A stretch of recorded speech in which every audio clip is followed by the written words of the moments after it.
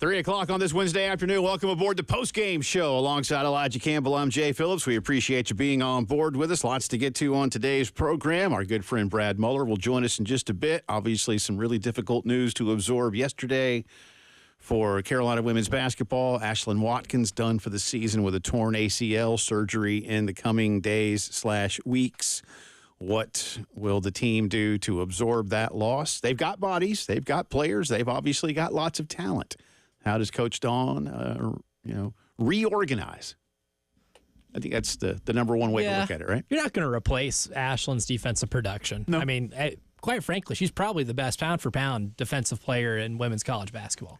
I think that's, obviously it's going to be debatable, and I can't sit here and debate it probably even as well as you could, but, I'd throw her in the mix. Certainly. Oh, considering, a lot of your best players in the sport defensively are usually, your centers, your anchors of the defense, but Ashlyn can guard all five positions. Right.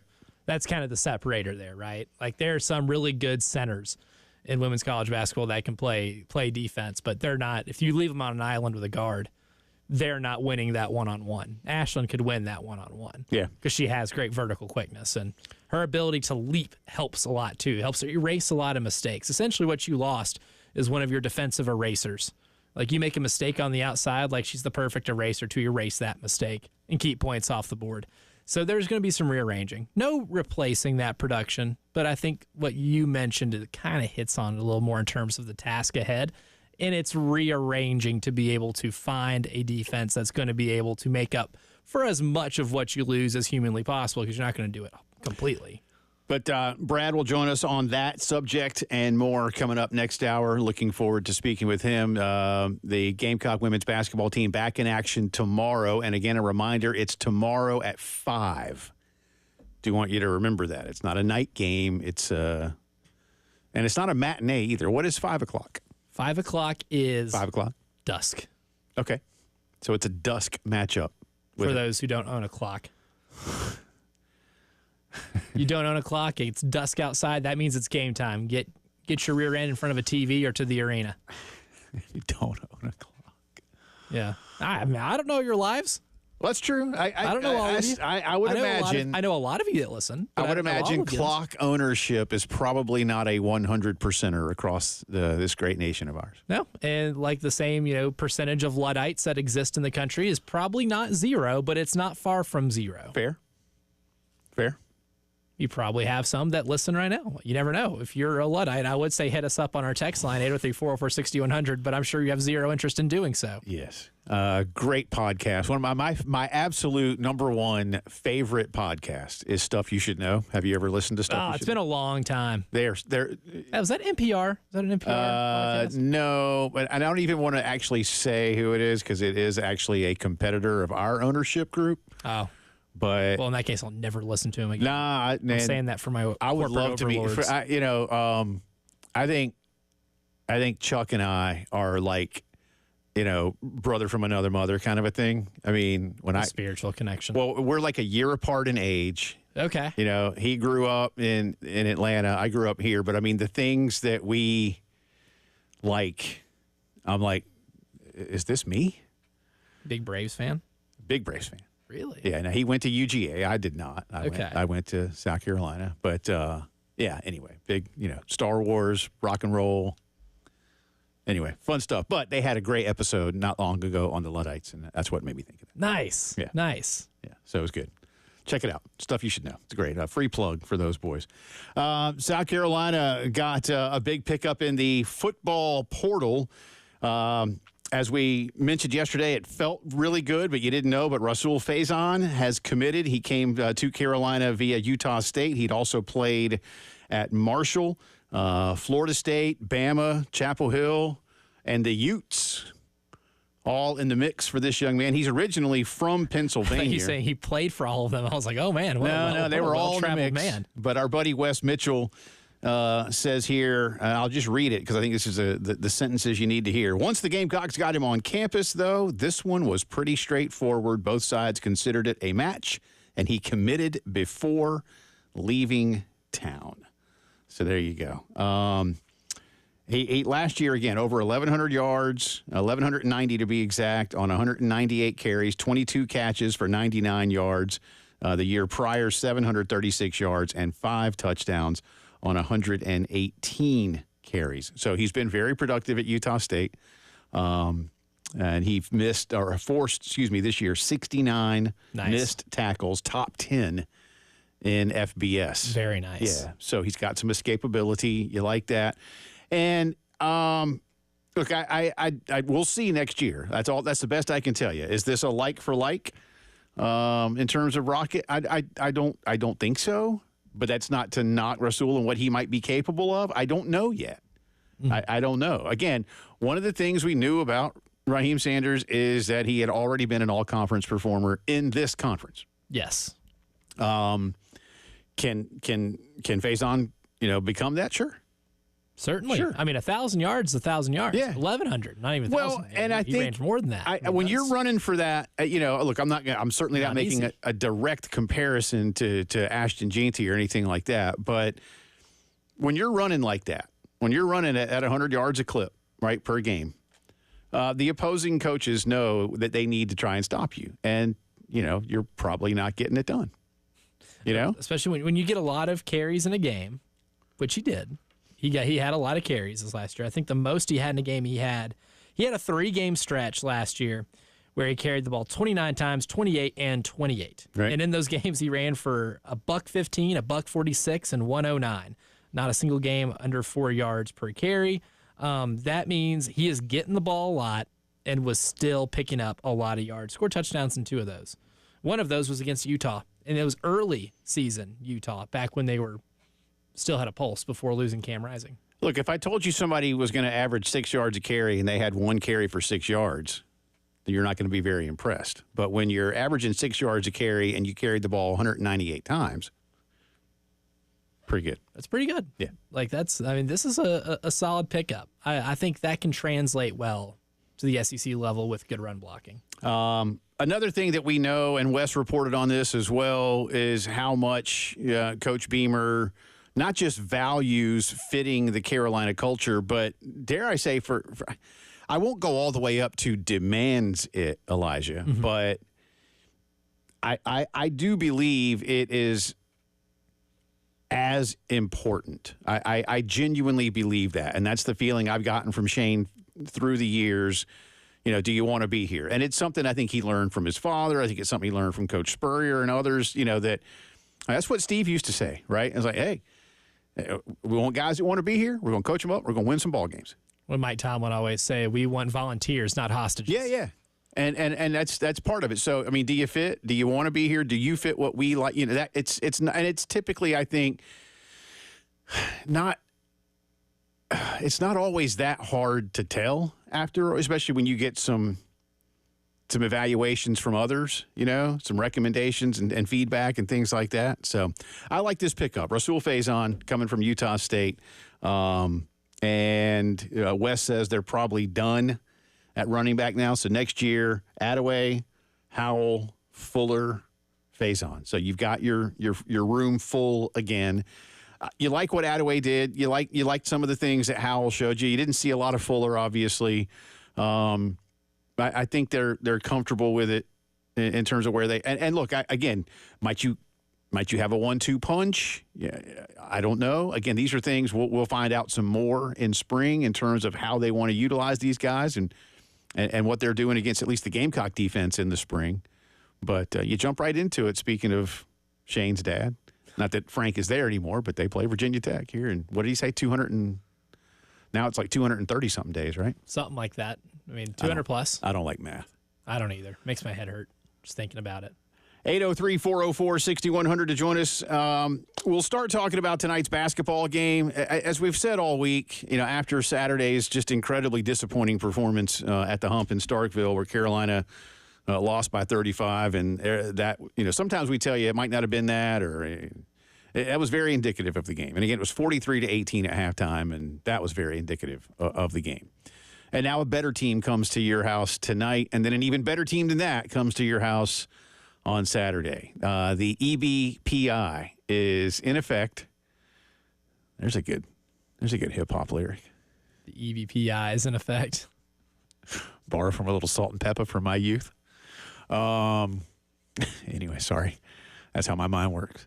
But we'll see what Elijah thinks. You know, we talked to Derek yesterday. Is there light at the end of the tunnel somewhere? I'll tell you this, and yes, I'm saying this in jest and a little tongue-in-cheek. South Carolina is no longer seen as the 16th team of 16 in the Southeastern Conference, according to the Ken Palm numbers, or at least the Ken Palm projections for win totals in conference I was play. getting ready to say, because I looked right after you said that, I meant to, because you texted me that earlier today, and I meant to text you back, and I was like, I'm looking at the rankings right now. Yeah, the numbers say LSU is still ahead of South Carolina in the net ranking, but the Ken Palm projections,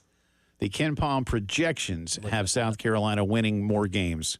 Well, game. Winning a single more game than LSU. So there's that. And again, a little, and I'm not, listen, I'm not trying to rag on anybody. I'm not sitting here trying to be that way. I'm just, I got some pretty serious concern. I really do. And I know State is a really good basketball team. I know they are. Like I said, Alabama and Auburn are better. I'd love to see Auburn play, like, help me out. Duke beat Auburn? Yep, that's the only loss that Auburn has at Duke, a team who's Duke, top 5. And people were saying before yesterday's Duke Pitt game that the second best team in the ACC, despite Clemson's record, might be Pitt.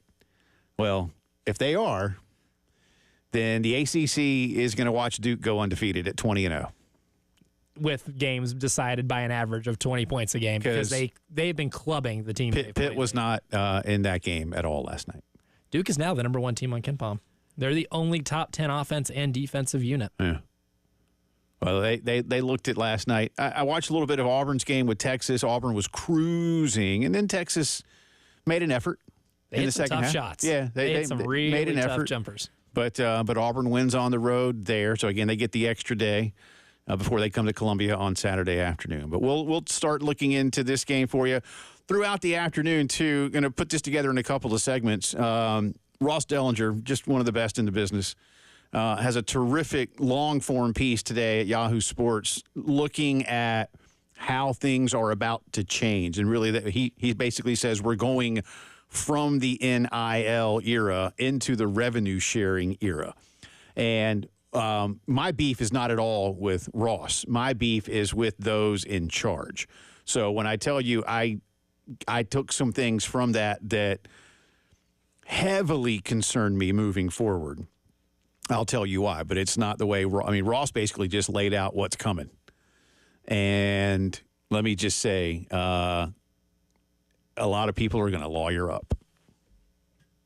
Wow, people lawyering up against the NCAA, I'm stunned. That's never happened. So we'll get into those things for you too, and also maybe I might have to yell at my Atlanta Braves. You know why? Because they didn't trade for because they hadn't Gavin done Lux. jack squat. They didn't trade for Gavin Lux like the Cincinnati Reds did. A utility infielder they might use 60 times in a season. They haven't done anything. They haven't done anything, Elijah. Sat on their hands. They haven't. I mean, they basically traded Jorge Soler to the Angels to dump his salary, and they said goodbye. One less grand piano. And they said goodbye to dudes that made a bunch of money on the pitching staff. That's it. That's all they've done. They subtracted. Yes. So I may have to get into that for you, too. 803-404-6100. Again, we'll start taking a look at tonight's basketball game, Gamecocks and Alabama. See what the EBPI has to say when the postgame show returns.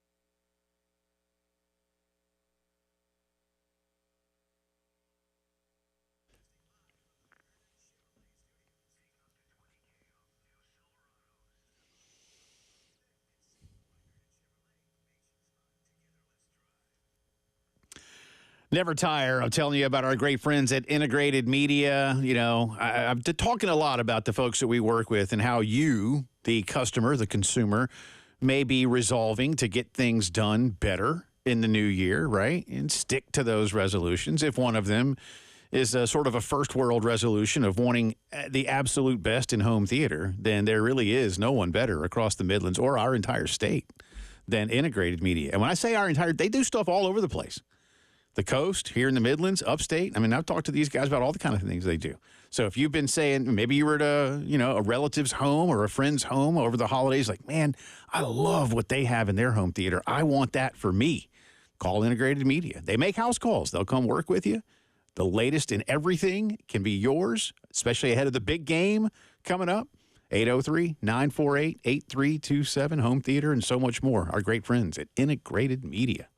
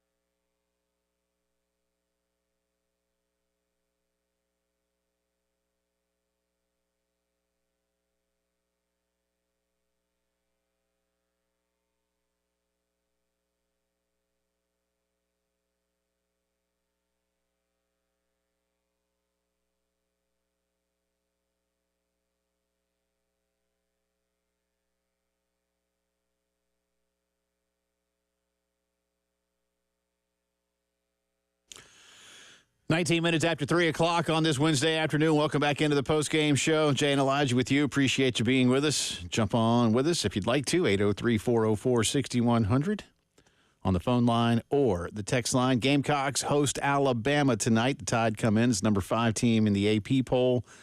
They won their conference opener the other day. That was over Oklahoma, who's a pretty good team themselves. And they didn't just win. They won by 28 points. They did.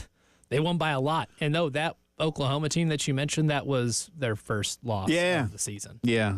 Maybe not the strongest of OU schedules, but nevertheless. No. They did. I mean, they do have some good wins on that. Yeah, they do. So I'm not knocking any of it. I mean, Bama beat them. Not that, but Bama also just they play a real NBA style of basketball, in my opinion. You and I kind of joked yesterday that I think there's a lot of people that want to see Nate Oates just move on to the NBA, and I think he's flirted with it a couple of times. But Bama has decided to, I hate to use this term sometimes, but they've gone all in on basketball, just like Auburn has, because I think Bama looked down the road. Auburn looks up the road at Tuscaloosa and says, man, they're good at football. We need to be good at football.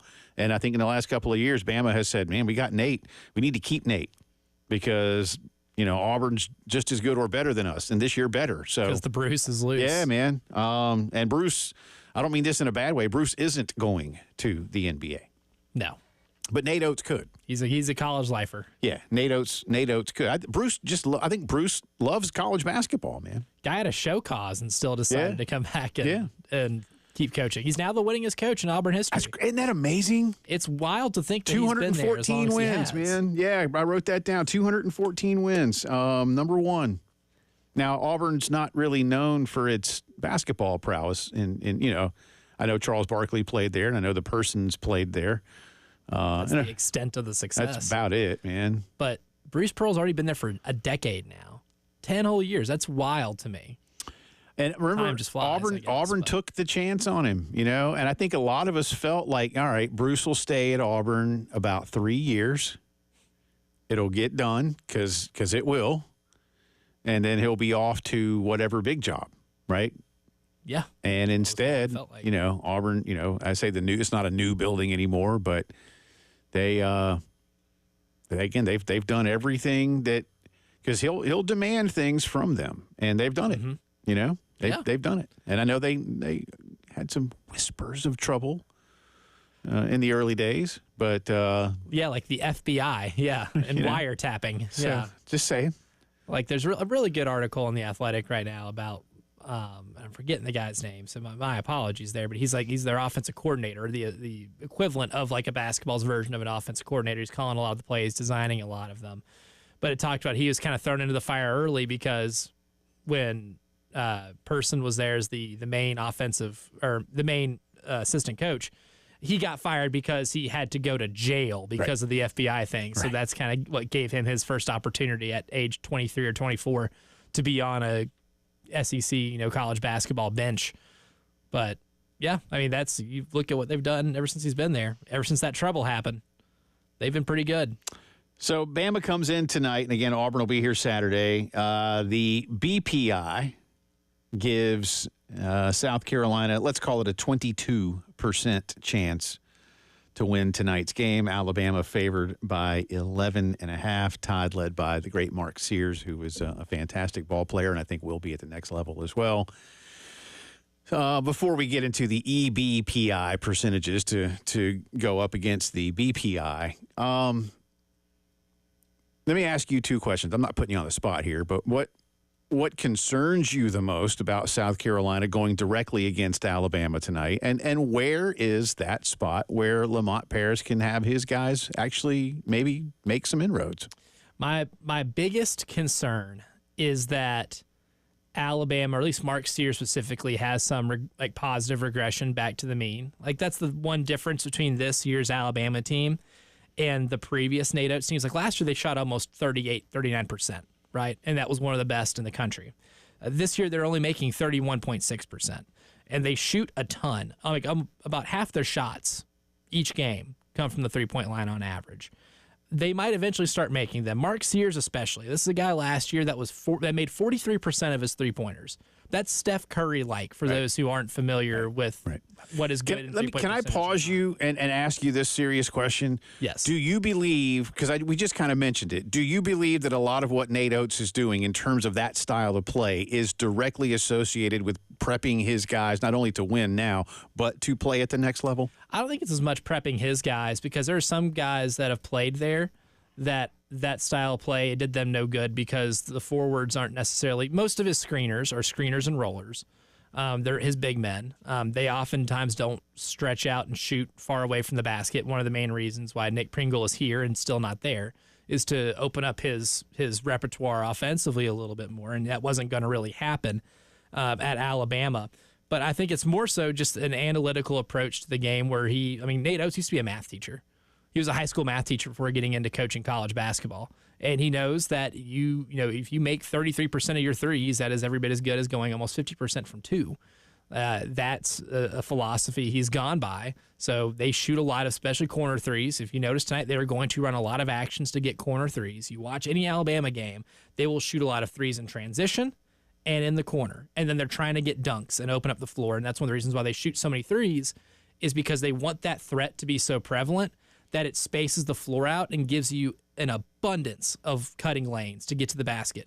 That's the reason why they're the number 2 2-point shooting team in the country. Right. They make 63% of their twos because a majority of them are at the basket. Yeah, and just really good looks, right? Yes, and they get fantastic uncontested looks. Good looks. And when he portal recruits in a way where he gets players that are NBA-like Grant Nelson, right? A starter, he was a North Dakota State transfer, 6'11". He was one of 3 players in college basketball last year that had 75 or some odd possessions as the screener in a pick and roll and as the ball handler. Only 3 guys. That kid had a phenomenal year, man. Yeah. I mean, what a pickup. And he's not a great 3-point shooter, but he poses at least a threat to do it. So you have to guard him out there. Yeah. He handles the ball really well. He passes the ball really well. Yeah. Nate Oates is very forward thinking in terms of how he recruits and how he manages the game itself and manages his team in terms of shot selection, play style, tempo. I mean, they are the 5th fastest tempo in college basketball. They play about 75 possessions a game, and the average is about 68. All right, so I interrupted you, and I apologize, but we kind of got back onto it. All right, and then where can Carolina – one of the things I said to you yesterday is – or asked, I guess, what can South Carolina do to have this game be, within single digits at the under 8 timeout of the second half? You can do it by one of 2 things here in terms of defending Alabama. I would say you force them to shoot a lot of contested threes. Now, Alabama's going to shoot some themselves, so it's not going to be as much forcing them because it's hard to force someone to do something they really like. That's like forcing me to eat a pint of Ben & Jerry's caramel ice cream right now. You're not forcing me to do it. I want to do it, and I'm going to do it anyway. But if you can get them to shoot the tough ones, right? It'd be like forcing me to instead eat the pistachio ice cream from Ben & Jerry's. I like Ben & Jerry's ice cream. I don't like eating pistachio ice cream. That's forcing me to do something. If you force them to shoot contested threes, they're not a great 3-point shooting team, then you can go ahead and at least limit the shot quality that they normally get in each game for it to be tough, and that you can maybe ultimately hold them to 1 shot per possession. And that leads to the other thing. You got to keep them off the glass. I mean, this is a top 15 offensive rebounding team in the country, and one of the reasons why they can still score 107 points against a team like Oklahoma, despite only making, they made only 9 of their 29 threes. That's 31%. It wasn't like they shot the lights out. They can score 100+ without shooting the lights out from 3, because in that game, Jay Phillips, they grabbed 22 offensive rebounds. Oklahoma grabbed 18 defensive rebounds. They grabbed more rebounds on the offensive end than Oklahoma did defensively. That's 55% of their missed shots they grabbed. So they're getting a lot of second chance points. So not only are they playing a lot of possessions, they're getting multiple shots each possession. And every single time a shot goes up, they all crash the glass. So if you're able to at least have one of your best games of the year in terms of defensive rebounding, and you can make them shoot contested threes, and instead of having Mark Sears be the one to shoot 10 to 15 in a game, you make Darian Reed shoot 10 to 15. You make Chris Youngblood shoot 10 to 15. You dare Grant Nelson to take 7 or 8 threes. You dare Jaron Stevenson to take 7 or 8 threes. All those guys that I just mentioned shot 3-pointers in the last game, and those guys are all under 30% on the year. Yeah. If you can force them and bully them into shooting threes, they'll take them, and you just hope that they live to their averages, and you limit them to 1 shot per possession. We'll come back on the other side. We will get the EBPI percentage chance for South Carolina tonight, but we will tell you as we go in, and we'll tell you more about it on the other side, that South Carolina goes into this one tonight shorthanded. We'll tell you why and what that might look like when the postgame show returns.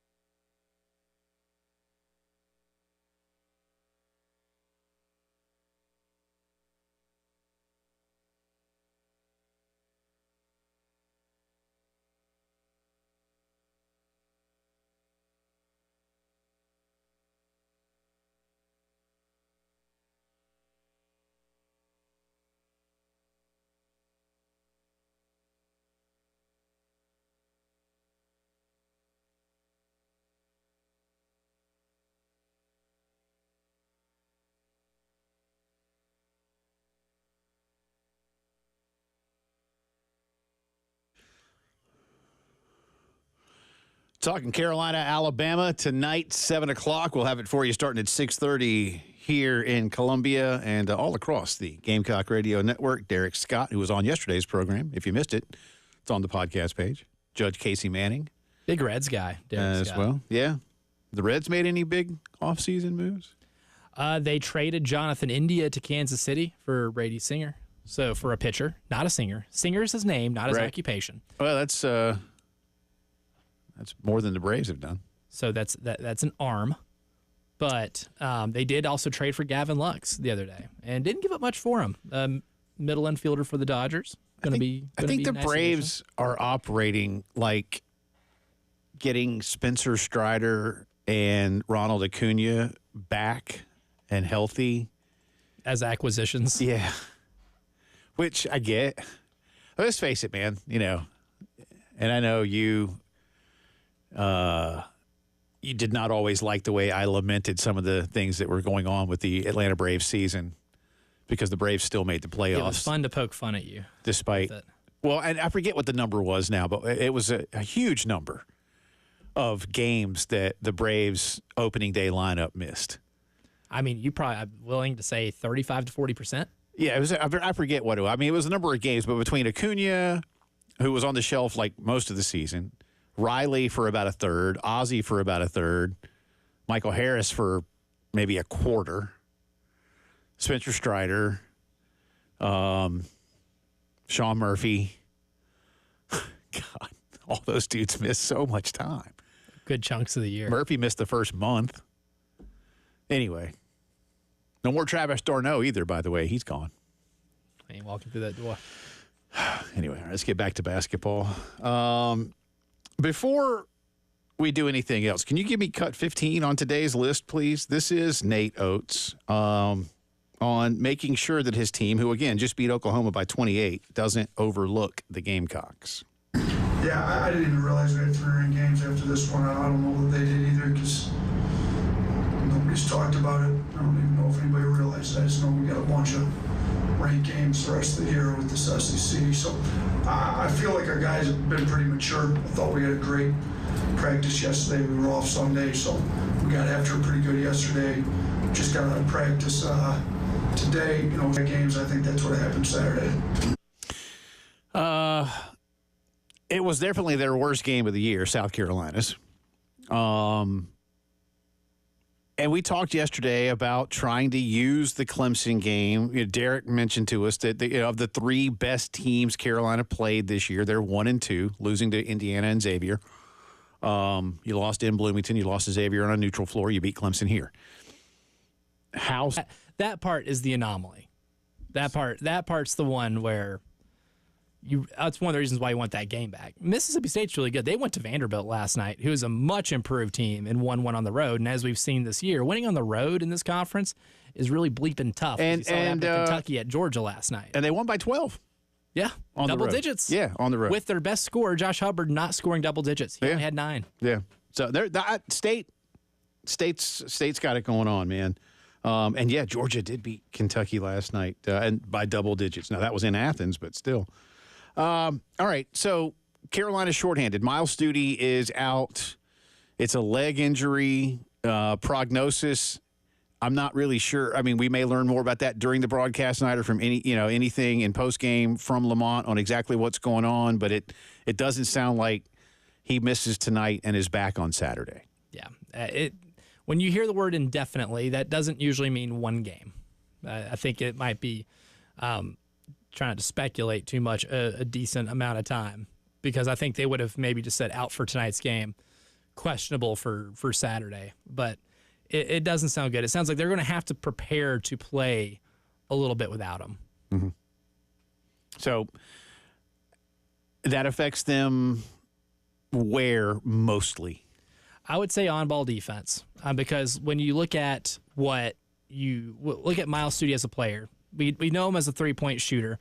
The three-point shot hadn't fallen this year anywhere near like he did last year. He's only at 32% this year, but he's a really good on-ball defender. He's a good, fundamentally sound on-ball defender who's good at staying in front of his man, fighting through screens. And with his injury, you can imagine that maybe Morris Ugasuk might get thrown into the starting lineup or get those minutes. And if that's the case, Morris not the same defender that Miles is.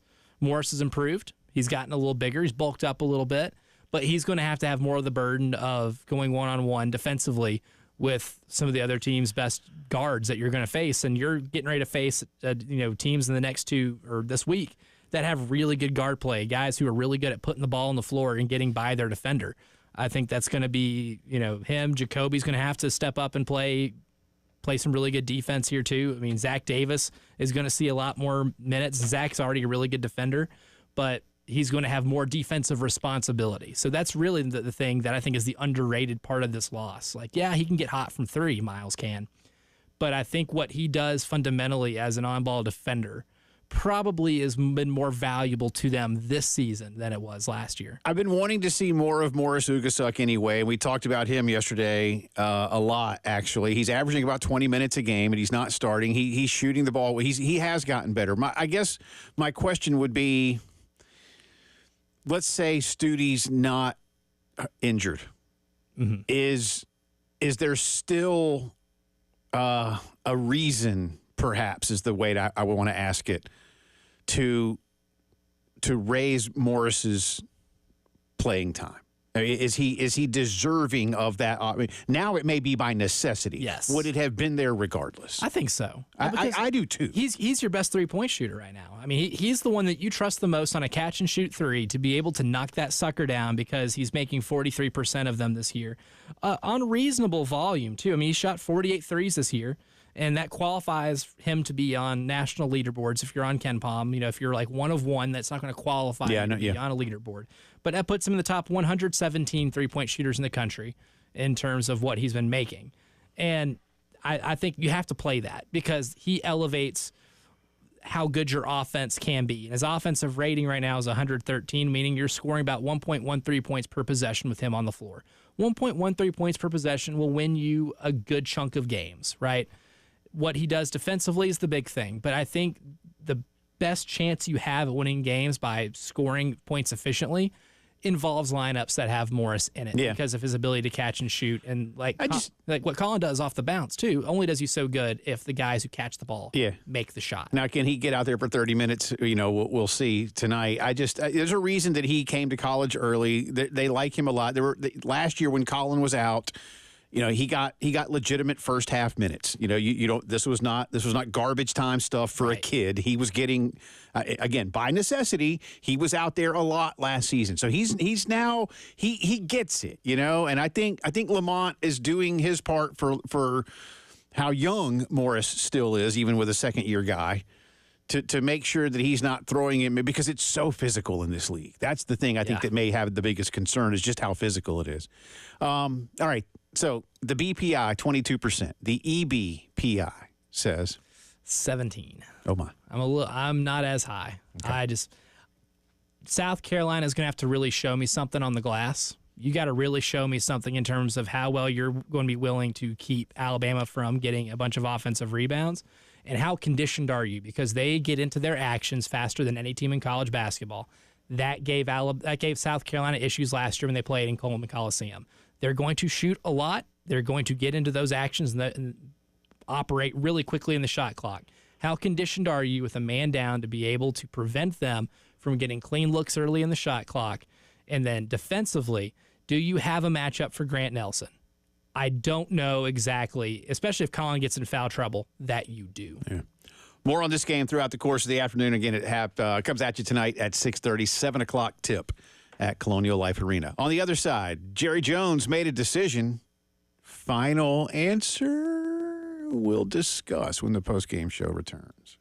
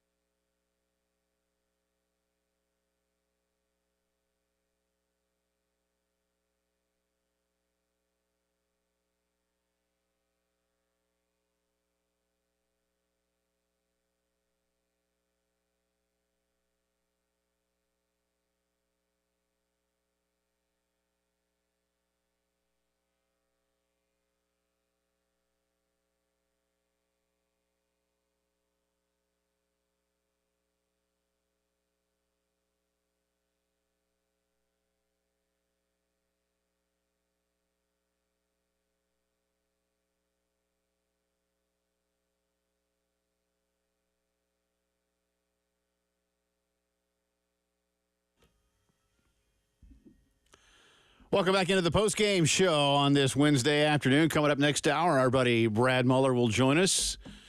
Both Carolina basketball teams dealing with injuries to important pieces in the coming weeks. Again, for South Carolina women, they know Ashlyn Watkins is unfortunately done for the year. For the men, Miles Studi out indefinitely. But we'll talk to Brad about what the women's team is going to do to try to absorb that loss. They'll get back at it tomorrow afternoon here in Columbia against A&M. By the way, my very good friend John Nichols hit me. We were asking earlier, like, it's 5 o'clock's not really a matinee. You know, that's more of like the afternoon, like, 1 o'clock, like a 2 or 2 o'clock, like a The sun is out for a matinee. But then it's not a night game. And then you made a good point that it's dusk. But I think John wins. 5 o'clock, he says, is happy hour. Yeah, I agree with that. Yeah. So there's that. And apparently it's that time somewhere. It will be here according in like an hour to and 10 Jimmy minutes. Buffett and who is it? Alan Jackson? I think it's Alan Jackson, yeah. I'm not a country guy, so I don't know. I didn't even, by the way, I did not know until, and I should have, because for as long as I've listened to Buffett, but it just became one of those songs. I did not realize until maybe, not this past summer, but like a year and a half ago, that song, I know it was a year and a half ago, because it was the summer of 23, that song was 20 years old. I saw something where that song had been released like 20 years. I was like, wait, that song came out in 2003? I told my wife, I was like, didn't we hear that like at one of the, because I've seen Buffett like 15 times. R.I.P. Wow. Jimmy. Real R.I.P. parrot hat. Well, Sonny's seen him saw him like 30. Like she went to twice as many as I did. But I was like, didn't we hear that like a bunch of times in the 90s? She's like, no. I was like, are you sure? She was like, yes. You just got Mandela affected I just with that song. I just didn't realize that it was only, that old or young, as it were. That thing in Jamestown, Tennessee did numbers on local radio stations because I heard that on the school bus a lot. It's a good song.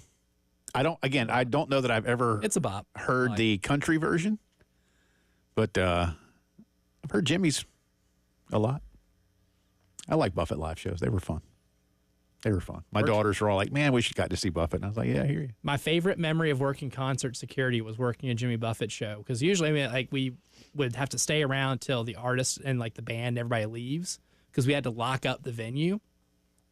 And, it was a tradition between me and my boss. We'd go raid the green room afterwards to see if any alcohol was left.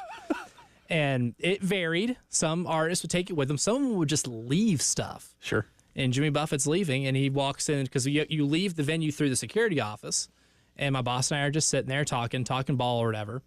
And he's like, all right, fellas, enjoy it. Everything in there's yours. And I left with like 3 cases of Shock Top and Land Shark. Wow. It was great. A lot of beers. So you met Jimmy Buffett? I never introduced myself, but it was a passing, all right, have a good night, boys. Everything in there's yours. Enjoy. And they left a lot of alcohol in that green room. Dude. I filled up an entire trunk of my car because of alcohol that Jimmy Buffett just left in the green room. The perks of working concert security. Anything? No, that was frowned upon. And I was next to my boss. Yeah, I guess that's true. Frowned upon in the industry. That's true. I do have the memes and the sweet nectar of Land Shark and Shock Top that they just left. Bunch of it. This was where the Preds play? This is at the Ascend Amphitheater, so right down the road from where the Preds played. Okay. Right next to the river. Outdoor venue. Outdoor venue, right next to the river, across the river from Nissan Stadium. Okay. Yeah. Okay. Gotcha. Man, so that's like one of those David Letterman, brushes with greatness segments. And I was just there making $10 an hour, man, making sure no one breaks into the venue or gets backstage or anything like that. I worked concert security for a while. I collected a lot of fun stories doing that job. I think when Jimmy died, he was a billionaire. Had to have been. I mean, he didn't, like Mick and Keith are worth like $300 million. Jimmy had a whole enterprise, man. It was a whole different ballgame. Oh, yeah. Oh, well, between the restaurants and all that and his own alcohol sales. And the Land Shark. Yeah. Which is why I'm sure he wasn't upset with parting with multiple cases of Land Shark. Tell your friends. For a 22-year-old. Speaking of college billionaires, I guess we'll have to have more time on this one. But the Dallas Cowboys denied the Bears permission to speak with Mike McCarthy. Now, McCarthy basically becomes a coaching free agent in 1 week's time, so he could still technically go coach somewhere else. But for now, Jera doesn't want him to. They're going to talk this week. I have a fun theory. If the Cowboys were really good, Jerry would let him do it. Yeah. Given his history with Jimmy Johnson. Yeah. He didn't like it when a coach got more credit than he did. No, that's why we are where we are. At least if you're a Dallas Cowboy fan. Hour 2 coming up.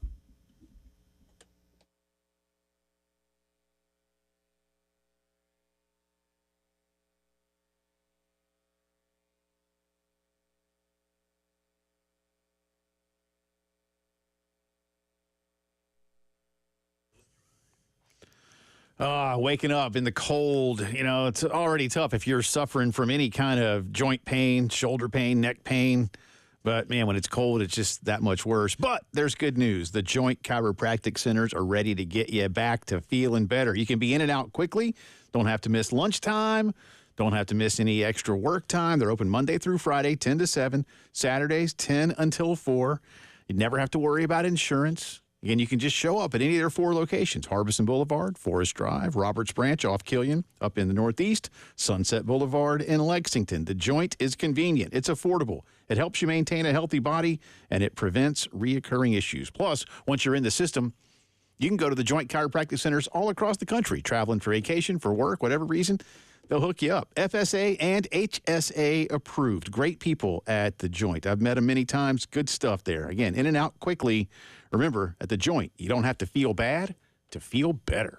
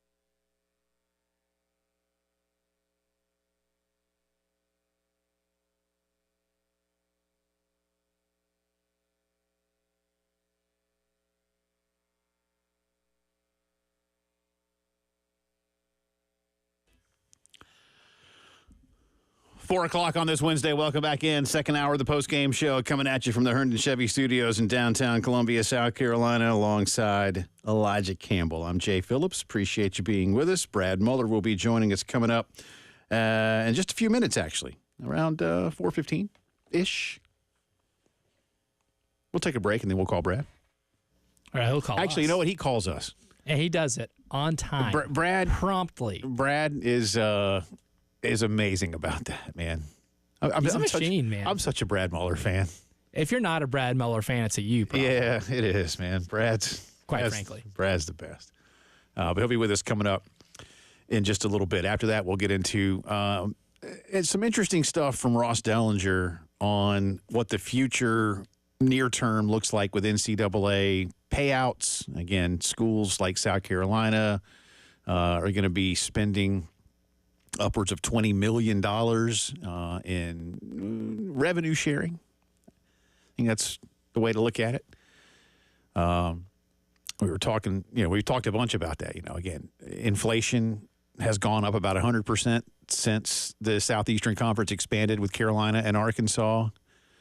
And revenues into the Southeastern Conference, just as an example, have gone up about 1,000% in that same amount of time.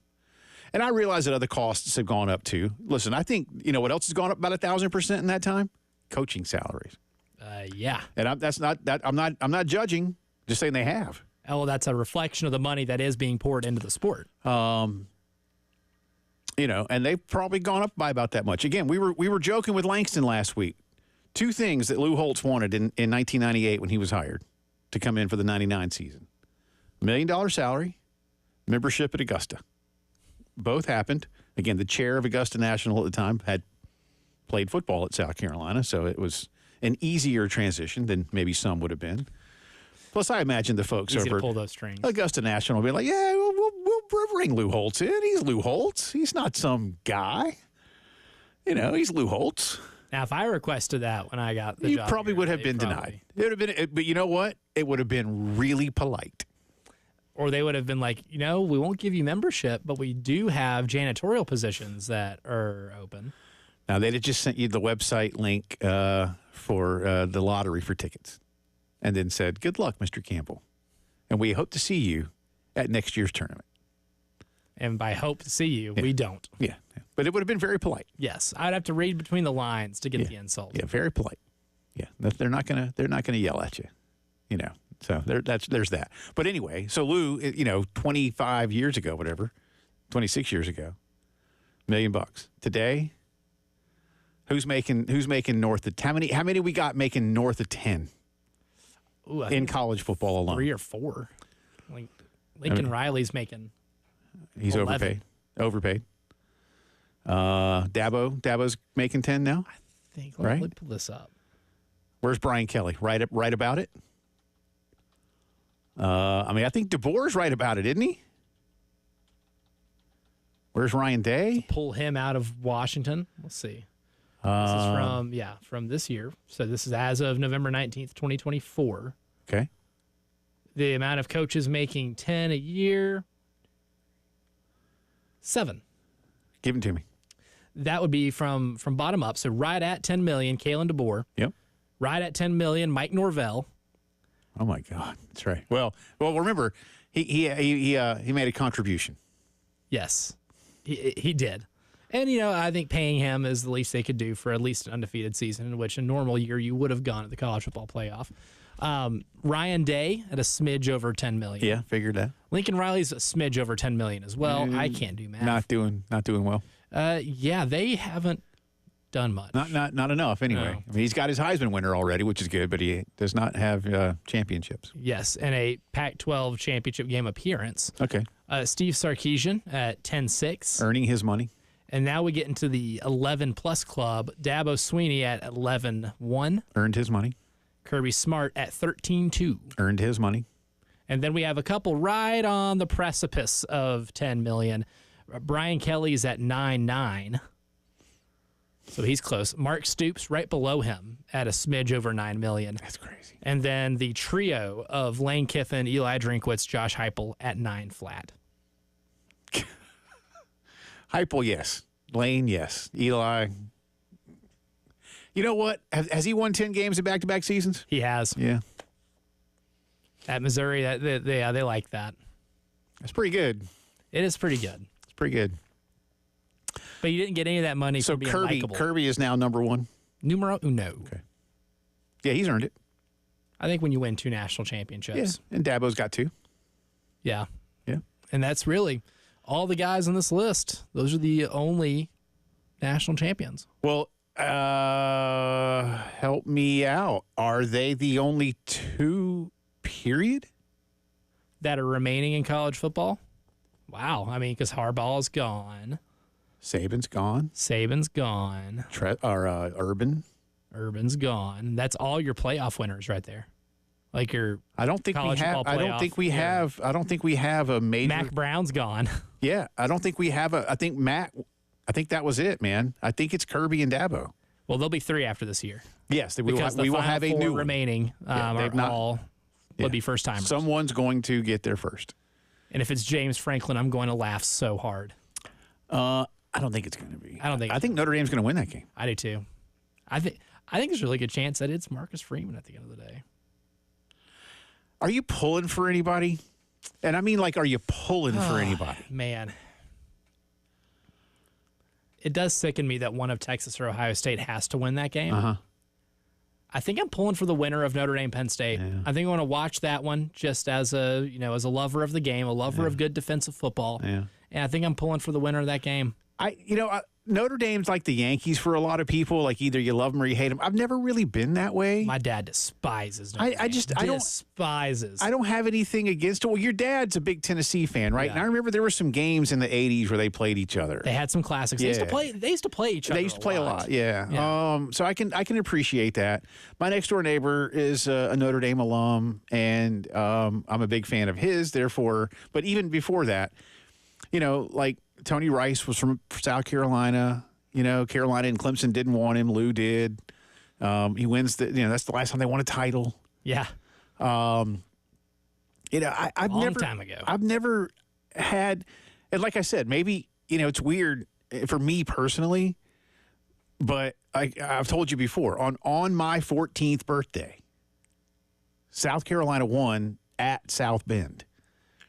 And so, like, maybe from that cool. point forward, it's been like, Notre Dame, Whatever. My team beat them. It's all Always good. remembering the game they Yeah. won at South Bend. Yeah. And again, that was the day I turned 14. Not that not your 14th birthday isn't any like super special birthday, except for the fact that on my 14th birthday, South Carolina beat Notre Dame. It was made special. Yeah. And then, as I also said, 6 years later, the Citadel beat South Carolina on my birthday, and that sucked. That one was not as fun. It was not, I assure you. It was actually That was kind of It's miserable. actually quite terrible. But anyway, yeah, I'm with you. I think I'd like to, because of Pete, my neighbor. I'll be pulling for Notre Dame slightly over Penn State, but I got nothing really against any of these. I don't want the Texas people to start being Texas people and Puffing their chest and for we've winning a been title. warned about that. Yeah. Oh, yeah. Oh, if they win a national title, yes. So yeah, the winner of the game in Miami is the that's who I'll be pulling for to win a title. That's the battle for our hearts. Yeah, that's fair. That's fair. But not again. I don't. And Notre Dame's one of those, I think, too, that it'd be a lot worse. The hate for them would be a lot worse if Brian Kelly was still their coach. Yeah. And if they were nationally competitive, like Ohio State has been, or Texas has been for the last couple of years.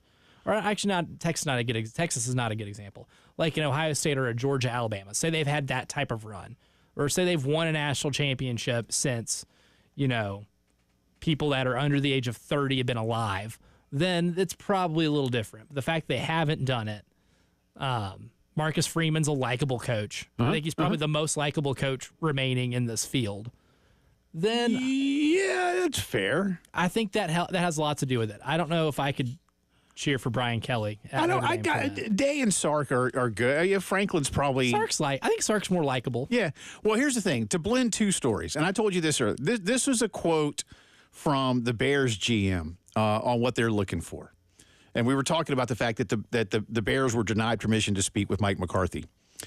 We're looking for a clear vision, a developmental mindset, really good game management, and obviously a plan to develop a quarterback is going to be a key part as well. There's going to be some names that you don't expect that are going to surprise you because we're digging deeper than we ever have before. And I told you this morning when we were doing our show prep, that sounds like Steve Sarkisian. It does. It does sound a little bit like Sark the Shark. I have been so impressed with Steve Sarkisian. I didn't know that I would or wouldn't be. But going into the season, I said, all right, hey, because a few years back, who was it? Sam Ellinger was like, oh, Texas is back. Right. He did the we're back thing after winning a Sugar Bowl. And then they lost like 5 games in like 5 straight seasons or whatever the heck it was. And that's what got Tom Herman fired, right? But Sark, I was like, all right, listen, Texas, you had a good year last year. You did. Now go do it again, and then let's talk about what back really looks like. Okay, well, they've done it. They didn't win the SEC, and Georgia did beat them twice, but here they are, Texas, with a good chance. And as luck would have it, they're playing in their home state. Not a home game, but a home state. But Sark did a fantastic job of remaking that program to be absolutely certain it was ready for the Southeastern Conference. Yes. Geared. That impresses me a lot because, as I said to you yesterday, we were talking with him, and I'll say it again today. I didn't know if he would be able to handle the political pressure that comes with that job in that city, and he did. He's done it. A lot of cooks in that kitchen. And again, I'm not trying to get him on up and out of there or anything like that. I don't know what his interest levels are in the National Football League. I don't know if everything he's doing translates directly. He has worked in the NFL. So there's that. Didn't have a great run as OC in Atlanta, but he knows the day in, day out routine of working with professional football players. Yes. But developmental mindset, clear vision, game management, developing quarterbacks. Sark has done all of that. And I do think there's a lot to like if I'm an NFL team and a guy like Steve Sarkisian. Now, you can't talk with him yet, obviously, because he's too busy. But, when Chris Del Conte, the reason we were talking about it yesterday is because Chris Del Conte, their AD, was mad that Schefter had said it's out there. And Del Conte basically said he's just making it up. I don't think so. They don't make stuff up. They get it from somewhere. Yeah. And I don't know if Sark's agent hadn't been called by NFL teams going, would your boy be interested? I'm willing to bet that conversation has happened with his agent. Yeah. I don't know if that's Jimmy Sexton or I don't know who his agent is. If he makes a lot of money, I assume it's Jimmy Sexton off the bat. Well, you should assume right away that if he's a college coach making more than $5 million a year, chances are good it's Jimmy Sexton. But even if it's not, again, all it takes is a quick phone call. Again, would your guy want to talk to our guy? Yeah, it's Jimmy Sexton. Okay, there you go. We knew. We knew. Right. And then we'll see. But I've been really impressed with Steve Sarkisian and what he's done. Been a great run these last 2 years in terms from a recruiting standpoint. And I mean, I love following a certain accounts on Twitter that just post really cool offensive play designs and plays. You'd be amazed at how many times Texas pops up on those. Yeah. Now he sees something and you're like, that's creative. I think he's got the whole package. And again, they do have a pretty good quarterback in Chicago. Could it be the time? We'll see. I don't know. Anyway, interesting stuff. All right, come back on the other side of the break. Our good friend Brad Muller will join us. Gamecocks with some really bad news yesterday. How do they absorb it and get going again tomorrow? Brad will discuss that and more when the postgame show returns.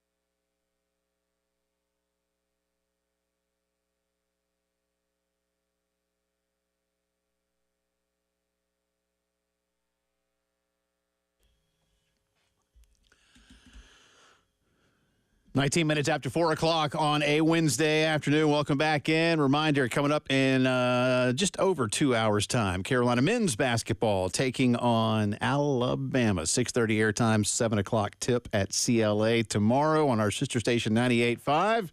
Gamecock women's basketball, 4:30 airtime, 5 o'clock tip. Again, a little bit earlier, a happy hour tip-off, we're now calling it, thanks to my friend John Nichols. And the man that will be calling the action is our good friend Brad Muller, who has not been on our airwaves, at least with me or Elijah yet. Therefore, I can say Happy New Year, Brad. How are you? Hey, Happy New Year. Yeah, tomorrow, happy hour. That sounds good. Does that go on Press Row as well? Or hey, you tell me, man. It can. You tell me. That's up to you. I don't know what the FCC rules are for that. So just, let me know. That'd be great. Brad, I learned a lesson watching Training Day. It's not about what you know, it's about what you can prove. There's that. And I think we Gotcha. can. I think we can take care of this. And I was going to say, Brad, it is better to ask for forgiveness than permission. Look at all this wisdom. We're maybe on my last day, right? Well, and if if it ends up being your last day, well, then that would be bad. We don't need that. Let's talk about what's most serious right now for this ball club, and that's the loss of Ashlyn Watkins. You saw this happen. What went through your mind then relative to what we know now, and that is that Ashlyn is unfortunately done for the season with that ACL injury? Yeah, obviously it's a huge bummer, for her because she's a tremendous part of the success of the program the last few years, and being relied on a lot more this year. And when it happened, I kind of thought the worst. I did see the replay, and having been doing this for over 30 years, and you see similarities when people have injuries, and and I feared the worst, and unfortunately, it was what we thought. What it looked like, and it stinks because she was really coming along. As the season went, obviously she missed some time at the beginning of the year, and she was really catching her stride. Had a double last week in one of the games, and you know what she can do, and she's a difficult person to replace because her skill set is unique. It's not like, okay, you have this point guard, okay, you've got a backup who can do the same thing, or a post player. She can do a little bit of everything. She can score, she can drive to the basket, shoot off the dribble, outstanding rebounder, an elite shot blocker for sure. And I like to tell people she flies. I mean, she gets up and down the floor. She's a big who can run the floor, and that's what the Gamecocks like to do, and not all of their forwards can do that. I mean, when she's on the floor with certain personnel, they can run the floor with this group, and that's what they like to do. So, it's a big loss that you just don't replace with, the next woman up. Now, obviously, you have to play the next woman up, but each of those individuals have a different skill set, so then you have to play to their strengths and, hopefully hope that they can exhibit those strengths a little more than they've had to lately, because obviously you got to pick up the minutes, and Ash was always one of the first ones off the bench. So it's a big loss, especially with a really crucial part of the season coming up. You've got Texas A&M coming in tomorrow, who just beat a top 25 team in Ole Miss, and then after that you got 5 straight games against ranked teams. So we're gonna find out quickly how the Gamecocks are going to adjust their lineup with the loss of Ashlyn Watkins. And Brad, when looking at this roster right now, when I'm trying to kind of mentally picture where those minutes are going to go, I kind of look at Sanaya Fagan and say this might be one of the most important players on the roster right now. She's getting a smidge over 16 minutes a game. Jay and I both talked yesterday. That number is going to go up, and if Sanaya is able to pick up those minutes that you lose with Ashlyn's injury, how much different is this Gamecock team going to look offensively and defensively? Well, it'll be interesting because obviously Sanaya has been a starter, and it depends on matchups and the ability. Like for example, on Sunday when Texas comes to town, if Sanaya can stay out of foul trouble, because Texas is going to come in with some bigs, and they are very deep down low. Are teams like Texas, and similar to what UCLA was, and that's what we obviously struggled against a team like that. So you've got to be able to defend, but you've also got to be able to stay out of foul trouble, so you can stay in the game if if you're the best option down there. But yeah, each of those is going to have to step up their game. Sanaya's got the most experience, obviously, because she's been in the program now for 4 years, and she's been a starter this year. So she's going to have to step up her level of game, as is everyone else. Coach talked about that today in the media availability, that whoever comes in and gets more of those minutes, whether it's Joyce Edwards or Sakima Walker or Miriam Dowda or Del Tack, whoever is chipping away at those minutes, they're going to have to prove themselves to get more minutes. And so, Sanaya is a terrific candidate, but she's already a starter. So now you need someone, as you like to say, you've got that comfort level with your starting five where you hope to punch someone in the mouth, but then you need someone who can come in, that second wave that can come in and keep up the intensity where you don't have a drop-off. And that's why when you have people like Ashlyn Watkins coming in off the bench, you never really have a drop-off, and sometimes it increases. So now it's going to be up to, somebody else to provide that. Whatever it is they do well, they're going to have to do it well longer. So that'll be the interesting part.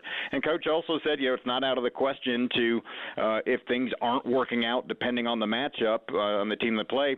Remember in 2017 in the NCAA tournament, right before the postseason, actually during the SEC tournament, All-American center Elena Coates went down with the season-ending injury, and you lose her for the postseason. And they went to a four-guard lineup, and I'll be darned if they weren't pretty darn good with that lineup as well. So, that's on the table as well. And you've got some other good guards that could see more minutes depending on the matchup. You've got people like Tessa Johnson and Malaysia Fulwiley coming off the bench, and you know what they can do. So, I think everything's on the table, and we'll just see how it goes, starting with Texas A&M tomorrow night. You mentioned Dowda, Tack, and Walker, and they're the only players on the team that aren't averaging double-digit minutes on what we know is a very deep bench.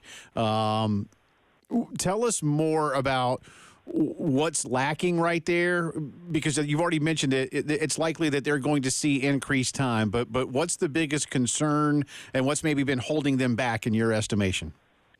Part of it is part that's holding them back is they got so many good ones in front of them. Yeah. Having an Ashlyn Watkins, if you've got your starting five, then you've got someone like Ashlyn Watkins who, if she was a starter, is an All-American candidate, because you've got All-American candidates in front of you. It's just tough to get those minutes because you just have so much talent. Okay, well, now's your opportunity. So really, one of the few things that was holding them back is the fact that you've got potential All-Americans in front of you. Now one of them is not in front of you. Miriam Dowda was a starter at Arkansas last year. She's 6'4", she's big, she rebounds well. A little bit, it's a different skill set in terms of she shoots from the perimeter. She would score in double figures a lot last year as a starter, but she was also playing about 19-20 minutes a game. This year she's not. So she might be the most likely early on to be accustomed to playing more minutes because she was a starter at Arkansas. So there's certainly an option there, but she has to do well what she does well, in that she's going to have to rebound and score when she has an opportunity. For Sakima, she's been in and out with a lot of injuries this year, but she's a big body and she can do a lot of things just with her presence there, especially on the defensive side, because it makes people alter their shots or maybe kick it out for a lower percentage shot just by her being 6'5" and standing there with her arms up. So it's really going to be interesting to see who gets there. Adele, I think Adele is going to be a really special player in the future, but she's a freshman who missed basically all of her last 2 years of high school with injury. She's not there yet. We saw some really good glimpses the other day in the Missouri game, actually last week. She played really well, had 9.6 rebounds in the fourth quarter there, so you're starting to see flashes, but obviously she hasn't gotten there yet where ultimately she's going to be, just because she's basically missed the last 2 years with injury. And one player I've been looking at, too, a lot of players had to step up when Ashlyn went down against Mississippi State, but Tessa Johnson sets a career high in scoring, scores 22. She's gotten double-digit points now, 3 straight games. One of your more efficient scorers on this team with the way that she can just knock down the three ball. How much more of a factor do you think she's going to be now that she's kind of finding her confidence as an all-around scorer? Well, yeah, she can be there, especially if you go to a four-guard lineup. But either way, I mean, sometimes she's playing more minutes than some of the starters anyway. So I think she'll continue to be a factor. It was nice to see her have a great day at Mississippi State the other day. She had kind of been in a shooting slump, at least from the perimeter. I think prior to that game against Mississippi State, she was like 2 for her last 11 or something like that from three-point range. And this is someone who's regularly going to shoot over 40%, for the season. But she's changed her game a little bit this year, or added to her game, I should say, of driving to the basket more. So even when the outside shots aren't falling, she's still scoring because she's been aggressive going to the hole. So she's certainly added to her game at a high level. But with what she can do on the outside, you have to respect her ability to shoot from the outside. So yeah, that's another element that can certainly help if more minutes go her way. I don't think anybody's going to complain about that because she is a proven scorer. Brad, good stuff as always, man. We appreciate it. We'll do it again very, very soon. Looking forward to it. Talk to you guys soon. All right, man. That's Brad Muller. Again, on the call tomorrow, 4:30 airtime, 98.5 FM in Columbia, 5 o'clock tip for those of you who are going, and that'll be a lot of you, 5 o'clock tomorrow at CLA. This is the Postgame Show.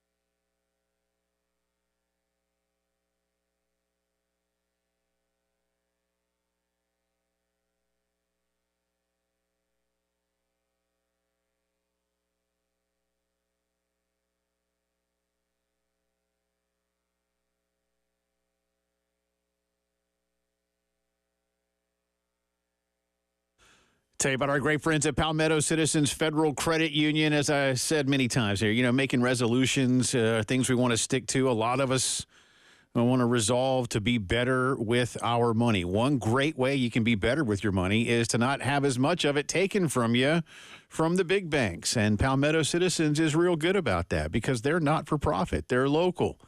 And that means that when they have earnings, they return them in the form of lower rates and fewer fees for all of your banking needs. Listen, they've been in business since the 1930s, so they know what's up. This is not some fly-by-night outfit, all right? These are people that have been working across the Midlands, again, since pre-World War II, all right? That's a long time. You can trust them. Credit cards, savings accounts, checking account, car loan, student loan, you name it, you need it, they can get it done for you. 14 convenient Midlands locations and always online to learn more. PalmettoCitizens.org.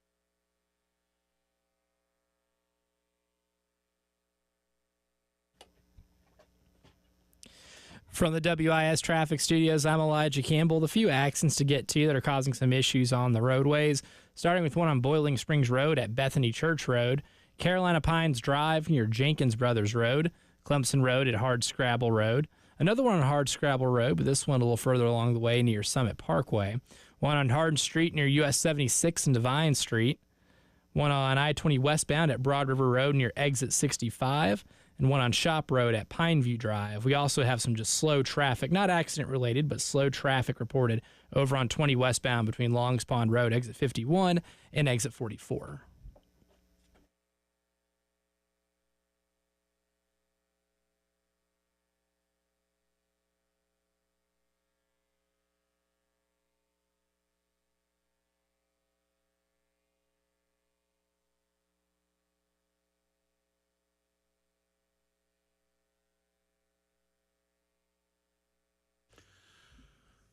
Just talking a little Carolina women's basketball. Thanks again to our good friend Brad Muller for joining us. He'll be on the airwaves tomorrow. Tonight, Gamecock men hosting number 5 Alabama.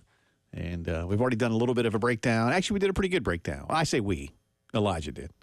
I just peppered him with questions and then pushed for Morris Ukasuk to have more playing time. People always pepper me with questions. They never salt me with them. And for that, I'm a little confused.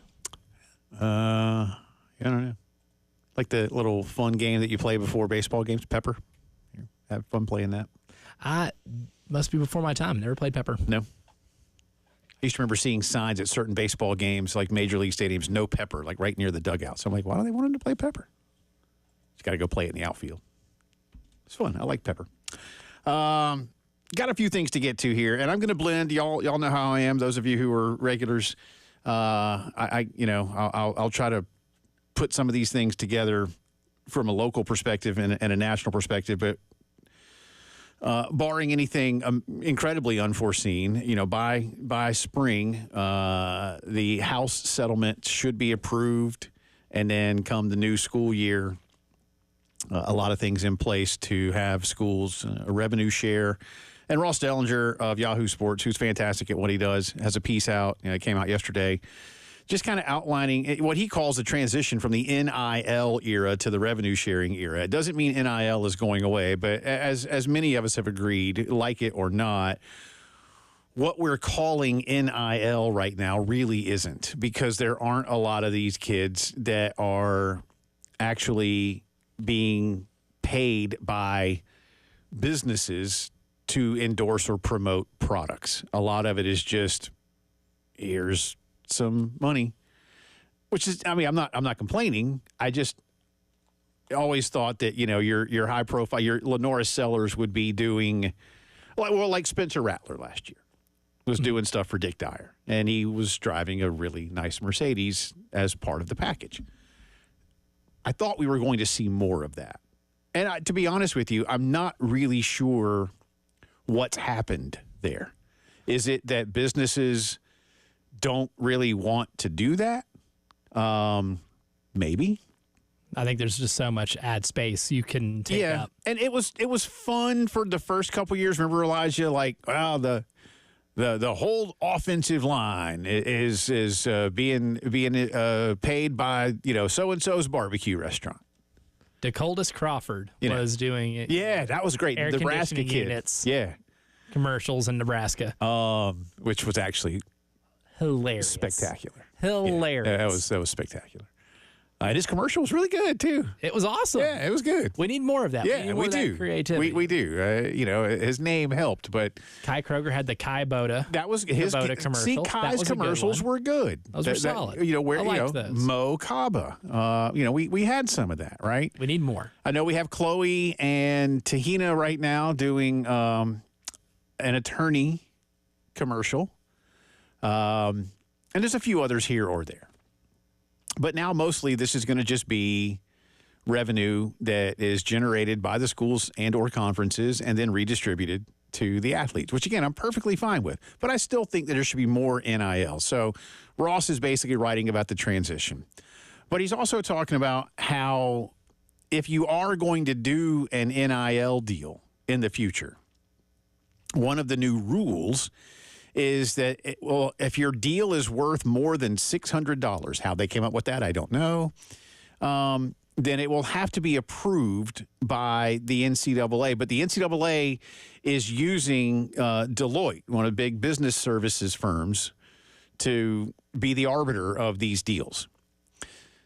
All right, and I'll put it in a nutshell. Ross is basically saying, well, that's ripe for lawsuit, because why do they alone get to determine fair market value? And you and I were talking about this morning, and I've held for years about anything. Seriously, anything. It's worth what someone's willing to pay for it, period. So I understand what fair market value means, but if I live in a house that's worth $200,000 and somebody wants to pay me $400,000 for it, I'm taking their money. Does that immediately raise the rest of the prices artificially in my neighborhood? I don't know. I don't know if I care because somebody wants to pay for it. Yes. And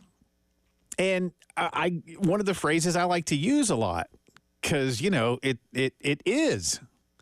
This is America. So the point being, if you're not collectively bargaining, and they're not, then you're just opening yourself up once again to a lawsuit, even if you think you're just going sideways. They don't need to do that.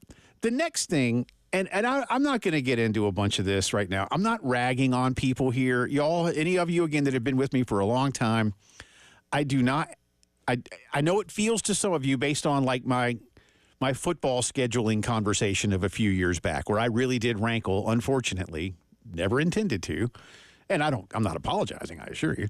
The folks from FCS schools who were like, I said, they just don't belong. And had Citadel people, what happened last time Citadel played Carolina? I was like, Citadel won. They still shouldn't be on the schedule.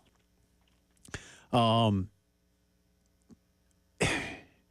far too long, one of the reasons, in my opinion, and it's based on a lot of fact, that we are in the mess we're in is because there have been too many have-nots controlling the vote over the haves at the NCAA membership level.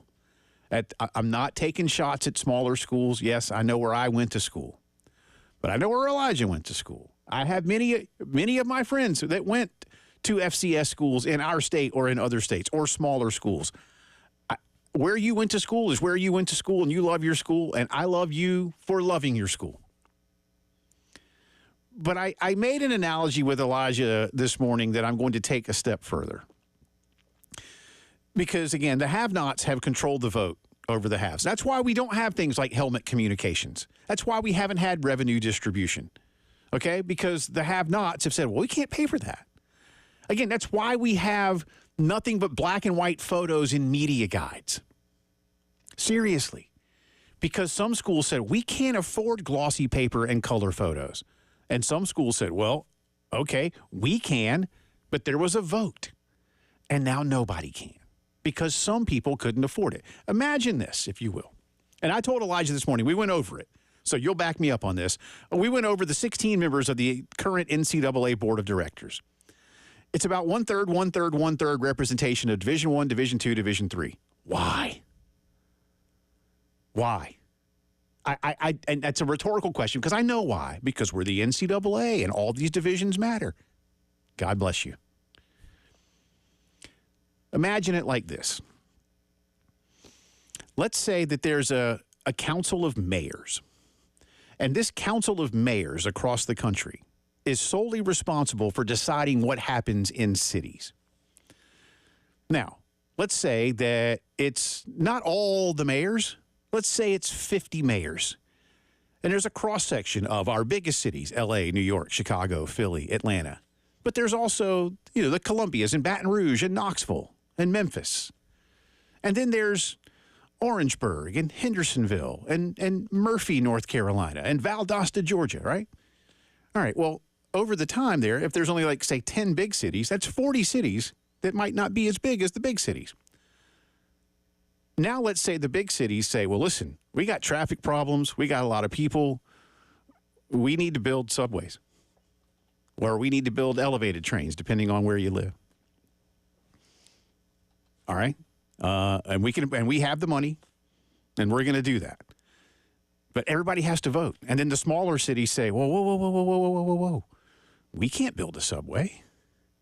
We can't build a monorail. We can't build a new toll road. So we're all going to vote. Nope. Sorry, L.A. Sorry, New York. You don't get to have a subway. We wouldn't do that. But that's what we're doing. And we're still doing it, Elijah, at the NCAA level. It's not that I don't want D3 schools to have a voice. It's that I don't need D3 schools telling the big schools what they can or can't do anymore. It doesn't make sense to me. So what I want you to do is I want you, without saying anything right now, I want you to help me make it make sense when we come back, okay? Because if we did that in real life, it wouldn't work. And you know what's not working? The NCAA. This is the Postgame Show.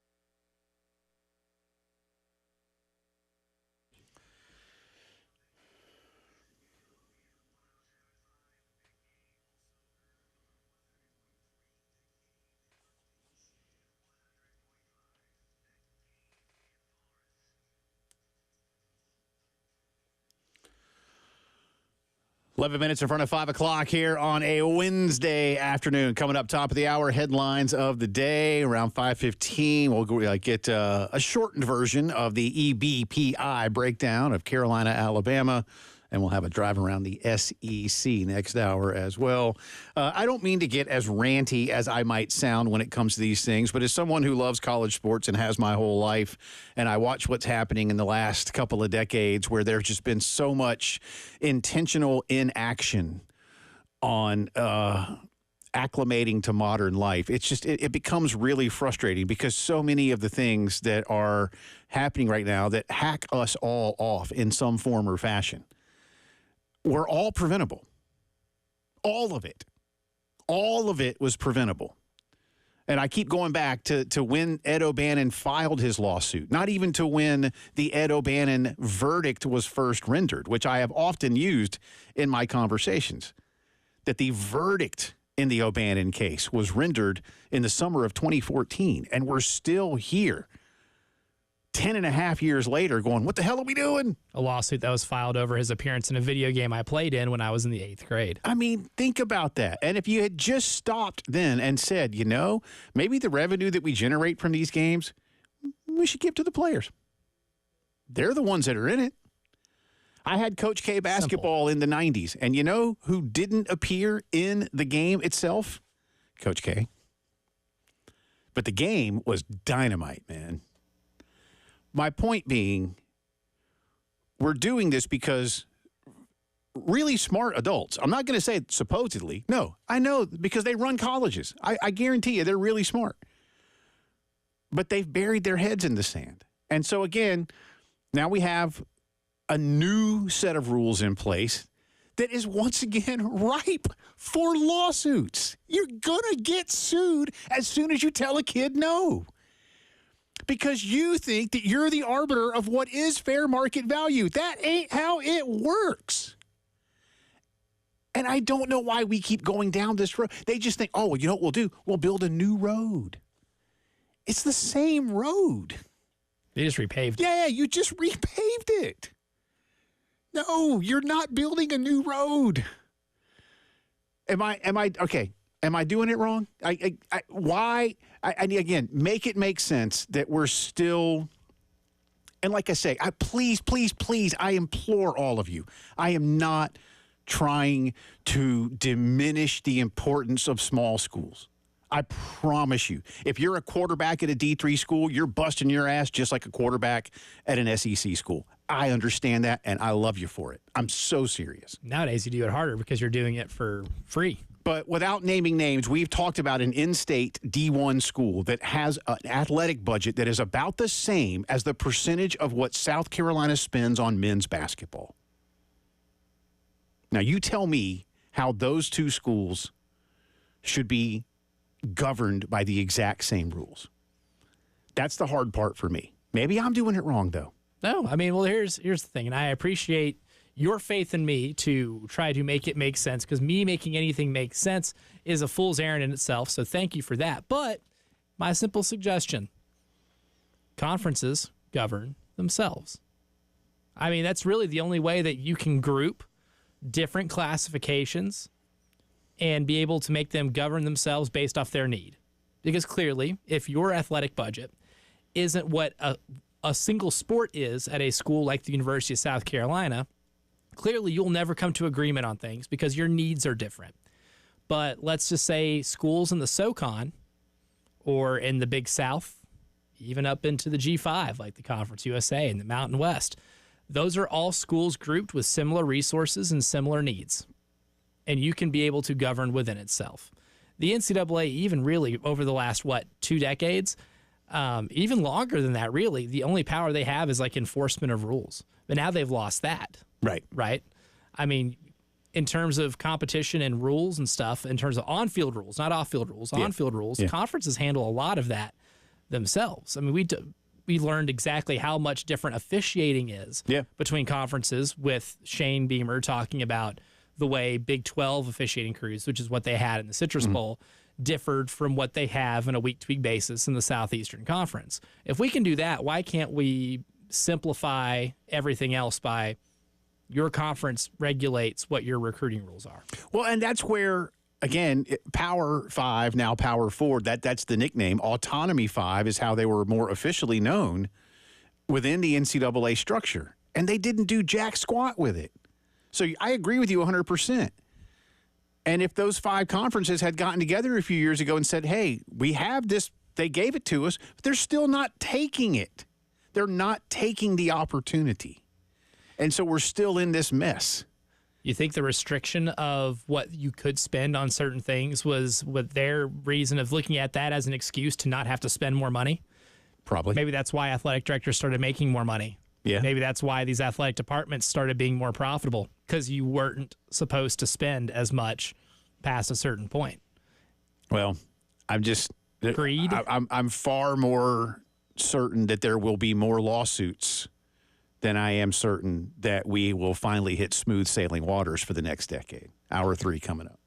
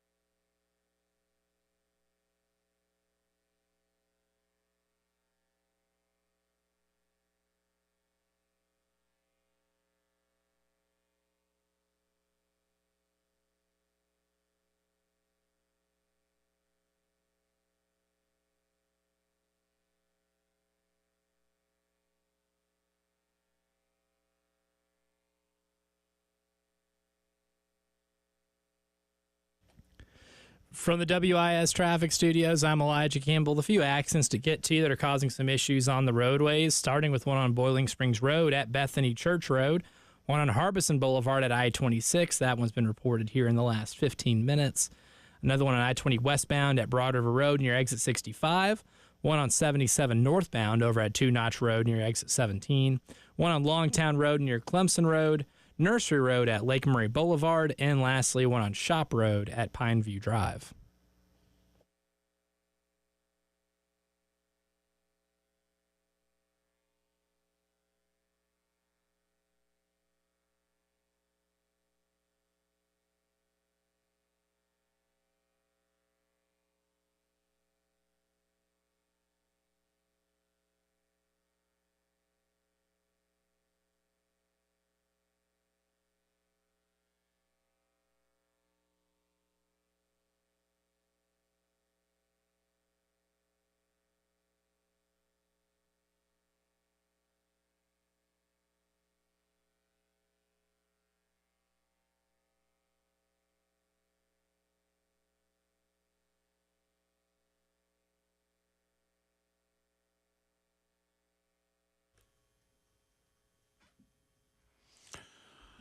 It is 5 o'clock news time on this Wednesday. Welcome back in. It's also the final hour of the postgame show along with Elijah Campbell. I'm Jay Phillips. We start with Gamecock football news. If you haven't already heard, one of the top transfer portal running backs has committed to the University of South Carolina. His name is Rasul Faison. He comes from Utah State. This past season for the Aggies, he ran for 1,190 yards, also caught 22 passes. He played at Marshall before going out to Utah State. He's originally from Pennsylvania. He chose the Gamecocks over Florida State, Alabama, and North Carolina, amongst others. Our good friend Wes Mitchell even reporting that FSU was really going hard after young Mr. Faison and disappointed that he didn't land in Tallahassee. Wes says that once Faison got on campus, they just kind of clicked. Everybody did, and he committed before he left Columbia. So he will be moving into Columbia this weekend, and school starts next week. Again, a very nice pickup. Will he become what Rocket Sanders was? Time will tell us that, but considering the names on the list, this is certainly somebody that Carolina fans should be excited about. Man, between Rasul Faison and Malik Clark, I mean, Shane's taken a lot of recruits, transfer portal and high school, from Mike Norvell and Florida State. They've been a pain in the rear for Florida State on the trail here. Is it fair to ask how the trajectories are going and if that's one of the reasons why? I would say that's one of the number one reasons why. That was me doing trajectories. You like that? Yeah. Or you're watching on YouTube. One going one way, one the opposite. Yeah. Florida State may or may not have went 2-10 last year. But Faison's a really good runner, man. This is a guy that, if you're trying to replace or try to replace, attempt to replace someone like Rocket Sanders, who is great at breaking tackles, great at moving the ball on the ground. This is a guy that forced 69 missed tackles throughout the season. He had 2 games in which he broke 10 tackles, one against Boise State on the road and the other at Wyoming earlier in the year. A guy who's proven he can be a very efficient runner. When you pick up over 5 yards a pop, you're doing pretty well. And he's proven that he can do that in individual games because he did have a 3-game stretch where he was picking up at least 20 carries in a game. So he's done that plenty of times this year. Even ran for over 1,100 yards this year despite a game at Washington State where he only carried the ball twice. And against Southern Cal in the second game of the year, only carried the ball 9 times. 9 times for you Ferris Bueller fans. I think this is a good pickup. It's a fantastic pickup. Yeah, I think this is a good pickup. So, way to go, Shane and the crew. Speaking of Shane Beamer, as we continue our headlines, Shane today was named the SEC Coach of the Year by the Paul Bear Bryant folks. So he wins the Bear Bryant SEC Coach of the Year award. He is now a finalist for the National Coach of the Year award, along with Indiana's Kurt Signetti, Marcus Freeman from Notre Dame, Boise's Spencer Danielson, SMU's Rhett Lashley, Jeff Monken from Army, Kenny Dillingham from Arizona State, and Steve Sarkisian from Texas. I don't know for sure, but I think Shane gets a replica Bear Bryant fedora and a pack of Chesterfields. Ooh, good prize. Good prize. What does the winner get then? You get 2 hats and a carton of Chesterfields. Ah, even better. Even though I figured they would actually give you a live, real bear. And all. Nah, not anymore. They would have back in the day. They probably got sued for doing that. Yeah, now you just get hats and cigarettes. Yeah. Well, I mean, fair bet. I'd take it. That's a good prize. Yeah. You know how expensive those hats and those cigarettes can be? Seen the cost of cigarettes these days?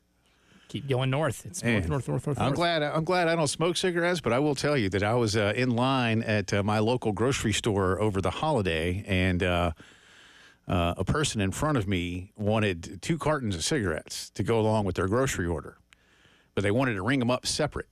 And so all I heard was the ringing up of the 2 cartons of cigarettes. And I went, I hope that's a gift. That's a lot of money. I was like, my God. Really? That's kind of what I did. I was like, really? So, anyway. But yeah, no, you get a pack of Chesterfields. Which, I mean... Do they still make Chesterfields? I don't know if I've ever seen a pack of Chesterfields. I know that was like the honestly. old school stuff, so I'm not sure. But anyway, in all seriousness, congratulations to Shane, who also, by all accounts, does not smoke cigarettes. Yes. And since I know that Coach listens, look like he does. And he might be listening right now, I don't want him to text me and go, why are you telling people I'm getting a pack of cigarettes? I mean, it can be just something that you can keep. You put it on the shelf. In a shelf, yeah, for winning. I'm sure these packs of Chesterfields have some type of commemorative, like, little sticker on it that say, Bear Bryant smoked these. Yes. Bear Bryant Coach of the Year Award finalist. Right. Pretty cool gift, even if you're not a smoker. You keep that on your shelf. Like, I earned this. I'm not going to use it, but I earned it. I know there's people that don't smoke, that like collect old school, like, tobacco memorabilia, old, like, drugstore signs and convenience store signs and general store signs that feature prominent athletes telling all the kids to start smoking cigarettes as soon as you can. I mean, and like here which you don't see anymore because that's illegal. But I mean, I was just thinking back, my grandfather who attended the 1998 national championship game in Tempe, still has a 6-pack of Coca-Cola bottles, glass Coca-Cola bottles with the commemorative national championship thing on it. Yeah. And that thing has sat in his bonus room for years now. That thing is old as my younger brother, who was born that that very same year. And you know what? I've thought about being like, what do you think like those Coke bottles taste like right now? I would not want to open it and find out. Would not want to, but it always freaked me out that carbonated beverage has just sat there unconsumed. I remember for a long time now when Clemson won the national title in '81. They had those commemorative bottles, but they also, some Clemson folks made an orange soda in cans. Oh, cool! And I do remember drinking one of those. And what year? Oh no, when it came out. Okay. Oh, whoo. Yeah. I say, what year did you drink those? No, not like. No, when it came out. Oh. And I don't know if you were really. I mean, they're probably more collector items than. I mean, it was fine. I don't know if it was like Sunkist or, what's the other one? Fanta. I don't know. Fanta's the best one. Fanta orange is really good. That's the best one. Fanta Sunkist grape is very overrated. I'm going to say it right now. Fanta grape is really good. It is. Yeah. It's fantastic. All the Fanta drinks are fantastic. I don't know exactly. I'm trying to figure out here when they will. January 22nd is when they will give out the National Bear Bryant Coach of the Year Award. The hat and the stogies. Over in Houston is what they're telling me. Why would you do it in Houston? That's a really good question. They know that the national championship game and the festivities for the national championship game are not in Houston anymore? No, they're in Atlanta. Year? But I would do this in Birmingham, right? You would think. I assume you'd do it right for the national championship game. I don't know. That's what I would do when I become the commissioner of college football one day. Well, I'm pulling for you because that ship has sailed on me. They don't want me. I yell at them too much. You're young enough to where you can still get away with it. I'll have an automatic bid for Middle Tennessee State in the playoff every year. Pulling for you. Every year, regardless of record. Continuing our integrated media headlines of the day. Champions of my heart. To the surprise of no one, I would imagine, but it was made official today. Ashton Jeanty has declared for the National Football League draft, runner-up of the Heisman Trophy, declaring out in Boise, saying, "I'm proud to represent Boise and all those who have helped me along the way. And it's always been a dream to play in the NFL. 2,600 yards this season, 29 touchdowns, 7 yards per carry. The second highest for a running back in college football history behind Barry Sanders, 1988 total. Barry did, of course, win the Heisman. According to ESPN's draft analytics, Ashton Jeanty is the top running back in the draft, but exactly where he goes will be interesting. You don't see a lot of first-round backs anymore. It's a lost art. I'm pulling for this kid. Something tells me he's like in the middle of the first round kind of a guy. So the main mock drafts that I look at, there's a website called Tankathon that I like. I love their user interface, and I enjoy looking through their mock drafts. They have Ashton Jeanty going 12 to the Dallas Cowboys. Okay, there you go. Jordan Reed at ESPN has him going 12 to the Dallas Cowboys. Okay, so there you go. So that sounds about Ben. I would say that's middle of the draft, yes? Ish. Upper end of the first round. Yeah. I mean, middle of the first round. That's what I meant. Sorry. NFL in 3-and-out percentage. That's the bad kind on offense. You don't want those. Yeah, if you're forcing 3-and-outs on defense and you're number one, that's great. You do want those. But if you had the most 3-and-outs as a percentage of your possessions, that's not good. And the Denver Broncos did have that, which doesn't surprise me. But they're in the playoffs. It's all that matters. They broke that streak. That's right. Streak is over. That's right. So there you go. And speaking of the NFL, reports today. I'm careful with this, but it is news from Nick Bromberg. I saw this actually when I was reading the Ross Dellinger piece, and there's others that have had it. But NFL Network says multiple NFL teams have reached out to, wait for it, Bill Belichick. I saw that too. About coming to the NFL now, including apparently Tom Brady asking his old boss if he would be interested. Now, as many of you might remember, Bill Belichick signed his contract up in Chapel Hill last month, and it includes a 6-month, you heard me right, a 6-month, $10 million buyout. So, in other words, if he were to take or leave Chapel Hill for another job until sometime in June, he'd owe them $10 million. After that, it drops to just $1 million. But an NFL team isn't going to hire him in July. No. Because there's a ththing called the draft that you probably should be present for. Now, again, in this report, it basically says, Belichick is not really interested at this point in time. And our friend Will King texted me today. He's like, Belichick's not going to leave, is he? And I was like, man. I think I texted him in so many words with all the hugs, kisses, and adulation that we saw last month. If he were to turn and run now, that'd be a really bad look. I think he wants to give this a go. I don't know how much he really wants to give this a go. I think he wants to give it a go. But at the same time, was it all that was there? Why didn't he wait? It must be because he's good with this. Because one of the things was, well, nobody in the NFL really wants him. Well, now NFL Network, which, let me remind you, is owned by the NFL. I would say they're well sourced. Source the NFL. Yeah, is telling you that multiple NFL teams have reached out. So what do I believe? Which one? The NFL. Yeah. And let's face it, if a coach, or excuse me, an owner, Mark Davis, who would do it, would Mark Davis pay $10 million to buy out the Chapel Hill contract? If he really wants Bill Belichick? I maybe. This isn't college where like the budgets are what they are. The only thing you got to worry about in the NFL that's hard capped is the salary. You can spend whatever else you want on anything. And the Raiders, Mark can just borrow against the value if he needs to. I'm kind of kidding when I say that, but they could. It's just not like college. They got the money. But I don't think Bill Belichick will be going to the NFL for the 2025 season. We shall see. Though. There's an interesting couple of stories that could be out there. Now, again, the Athletic reports today as well that he has no plans to leave Chapel Hill at this point. But we also know how close he is to Don Shula's record. And we also know that he's 72 years old. If you got one more shot at it, And it's that clock starts ticking again next season.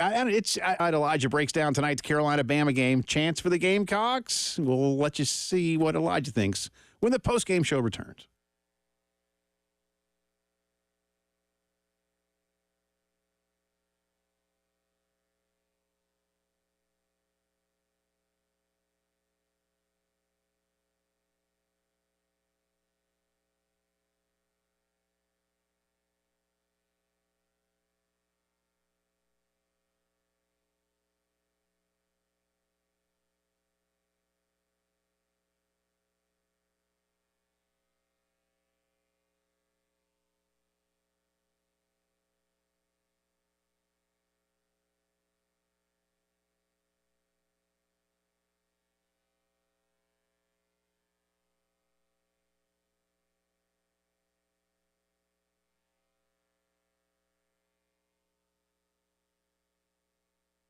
Tell you about our good friends at Cato's Power Equipment. Talk to my buddy Ben Cato today. And listen, if you are someone who loves doing yard work or you just know you got to do yard work, then like I've said for many things, resolve to do it better, to do it quicker, to do it with something brand new.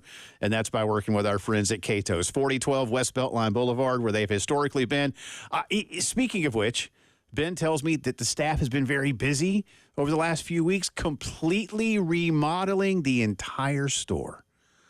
So even though it's historically located and it's been the way it's been for a while, Ben said, hey, we just started out on one thing, and next thing we knew, we changed everything around. So get in there. Those of you who are regulars or you've never been in before, stop in and see what they can do for you. But I can't wait to go back. I think I'm going back on Friday, getting my new stuff. Very excited. Very excited. Check them out online, catospowerequipment.com.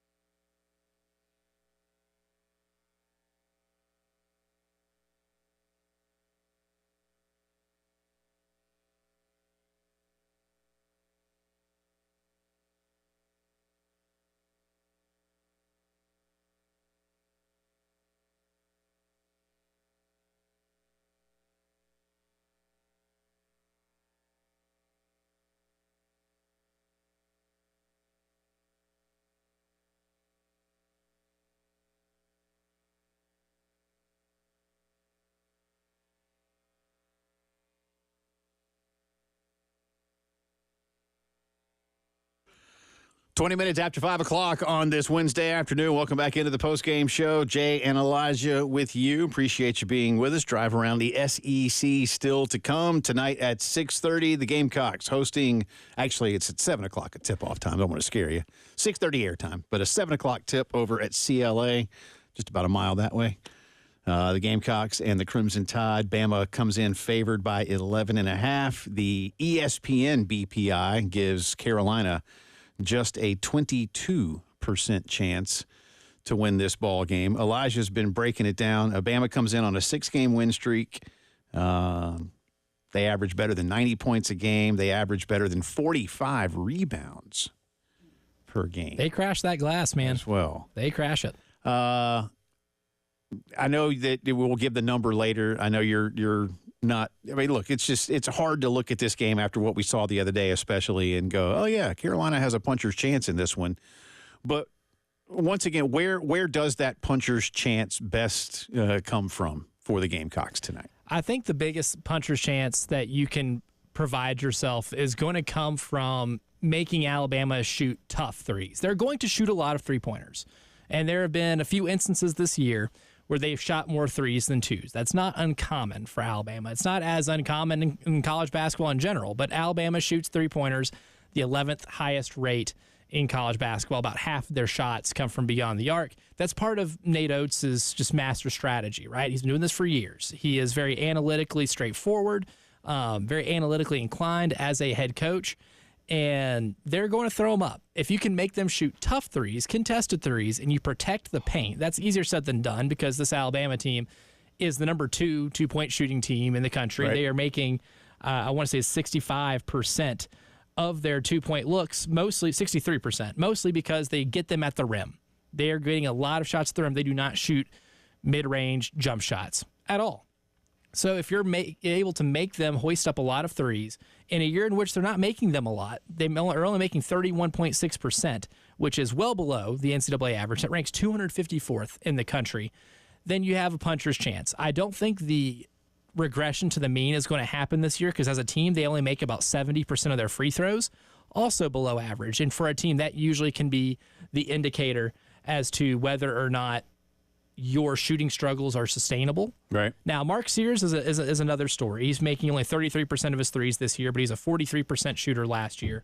He is making almost 82% of his free throws, meaning that number will go up eventually, but there's no other indication down that lineup that says as a team they're going to get significantly better. So you get a lot of contested shots, you protect the paint, and you'll do that by keeping them off the glass. Like, for instance, they scored 107 points against Oklahoma. When you look at that number, just 107, Jay, you probably would have assumed they made a lot of three-point shots, right? Right. Well, I mean, they made 9, but they hoisted up 29 of them. That's only 31%. But they didn't get as many points. If you tell me they make 9 three-pointers in a game where they score 107 points in 40 minutes, I'm going to tell you, dang, that's not a lot of three-pointers. No, but you know how they got as many twos as they did? They made 29 two-point shots, made 61% of those. And they did it because they grabbed over half of their missed shots. Yeah. They had more offensive rebounds than Oklahoma had defensive rebounds. Oklahoma, for the life of them, could not keep the Crimson Tide off the glass. And that is how Alabama was able to be so efficient on offense and score almost 1.4 points per possession. That's what they've been doing to teams all year long. You mentioned Carolina's going to need to make cut 17 on the list here, please, sir. You mentioned that Carolina's going to need to make Bama take some tough threes. Here is Nate Oates on what he has seen with South Carolina's perimeter D. Yeah, no, they do a good job building out. You know, they fly around, they play hard. I mean, Lamont's done a really good job since he's been there. I think he's one of the 4 finalists for National Coach of the Year. I think one of the better things he's done since he's been here is get the team to play really hard. So, you know, schematic-wise, sometimes, you know, like when we didn't give up many threes, when we had Bediako, we drop, play pick and roll with only 2 and just kind of stay locked on the shooters. They're not quite that way. They don't have a Bediako in the middle, but they, you know, they'll switch pick and rolls, which you should be able to guard with 2 guys. They'll blitz pick and rolls, which you got to pull a 3rd guy in on that. But when they do that, they seem like they fly around and really try to run you off the line and then just rotate and make it. So I do think we can get the ball moving, you know, if they choose, and I think we can generate some good threes off it. But it's going to be hard. They play hard, but again, for South Carolina, based on what we've seen against better teams, and certainly what we saw in their most recent outing, relative to what we've seen of late from Alabama and their most recent outing, what can South Carolina do to have this be, at least a single-digit margin at the under 8 timeout? That the second half under 8 timeout. If you can do that, I like the opportunity to then have Alabama think about it, but you got to get to that point first. Absolutely, especially if you can get to single digits at that point, the way Alabama plays and how fast their possessions are, that it makes conditions ripe for a team to be able to mount a comeback, just because you're just going to have more bites at the apple, right, in terms of in a high possession game. But there's one thing he mentioned in that clip that I think, from a basketball standpoint, a really nerdy basketball standpoint, that I think I'm going to be looking for very closely tonight. He talked about how South Carolina plays ball screens. South Carolina does love to blitz ball screens. They do love to put 2 on the ball handler. And that's one of the reasons why South Carolina plays low possession games, right? If you're getting trapped off of a ball screen, you have to work harder to get extra shots and be able to move the ball around. That takes some more time to do. One of the more successful jobs I've seen any team do this year against Alabama was Oregon. And Oregon played drop coverage on almost all their ball screens. A lot of their ball screens, their center, Nate Biddle, moved back instead of jumping out on the ball handler and almost trapping, or at least flash trapping. He played drop coverage. He was back. He stayed in the paint and avoided any straight line drive to the basket and lobs to the basket. And that forced Alabama to shoot more threes with guys who aren't necessarily great three-point shooters. Guys like Darian Reed, Aiden Sherrill. Those guys, when they're pick and pop, would end up having wide open shots, and you would concede some wide open. I was going to say, Nate's going to let him take the wide open ones, even if they're not the better shooters. Exactly. You will concede some wide open looks in a drop coverage, and that's because that will allow a point guard like Mark Sears to have a better view of the rest of the floor. Right. But I would say that might be something that they go to if it comes to trying to protect the paint. If they're just getting gashed, right? Like if Grant Nelson's handling the ball, he's one of the few centers in college basketball that handles the ball in a pick and roll as much as he is the screener in a pick and roll. On any time he has the ball in a pick and roll situation, I think I would drop and make him have to shoot jumpers, outside jumpers, and make him prove that he can beat me from out there before I play him straight up and give him any chance to drive to the basket, because that's where he's ultimately at his best. So that part of the game will be the game within the game that I'm looking for tonight. So again, the EBPI is what number tonight, percentage-wise? 17% for South Carolina. I need them to show me something defensively. I think that's the big thing. There's a lot of ways this Alabama team can get you, and I want you to show me something. And again, real quick, Miles Studi is out indefinitely with a leg injury. Certainly don't expect him to play, certainly not tonight, and unlikely to play against Auburn. We'll see from there moving forward how big a dent is that. Defensively, that one hurts more than it does offensively, I would say. He hasn't shot the ball particularly well to his standard. His standard is different. He's in the low 30s in three-point percentage when he's a lot higher of a three-point percentage shooter than that, but he is one of your best on-ball defenders, especially when it comes to navigating through screens and ball screens. That's where he's at his best. That's where you're going to miss him the most. Yeah, maybe a bigger chance for Morris Ugasuk. We shall see. We'll have it for you coming up in about an hour. Derek and Judge Manning on the call. Tip-off 7 o'clock at CLA. Many of you probably heading over that way right now. Drive Around the SEC is next.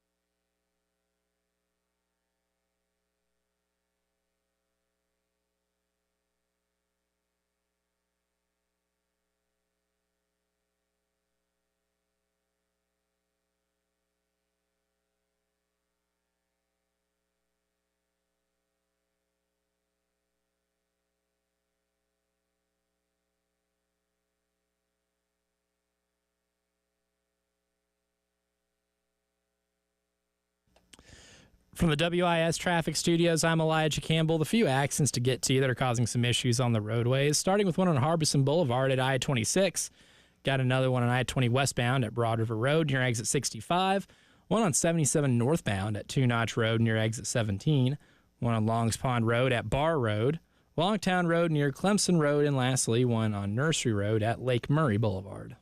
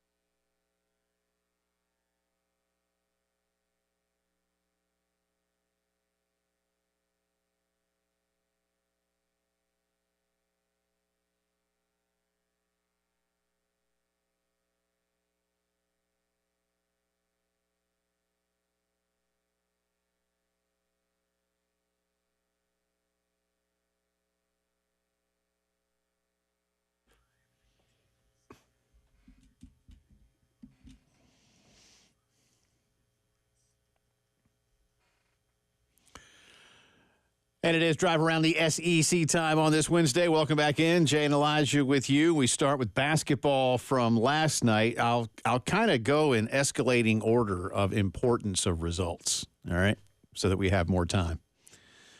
First off, Missouri beat LSU 83-67. Mississippi State over Vandy 76-64.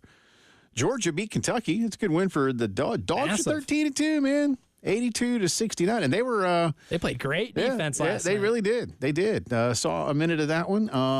Watched a little bit of Auburn and Texas. Again, Auburn was up big at halftime, and the Horns did their best to come back in the second half, but Auburn holds on in Austin, 87-82. In that game, Bruce Pearl, Nachi Curl. Where did I get that from? Where did that come? Oh, I don't know. Bruce Pearl getting his 214th win at Auburn. That is most all time in school history. He has been there, A, long enough to do that, and B, he has won a lot of games there. Well, he's made a football school. That's just it. Yeah, he just wins, man. Everywhere he goes, he just wins. Guy wins.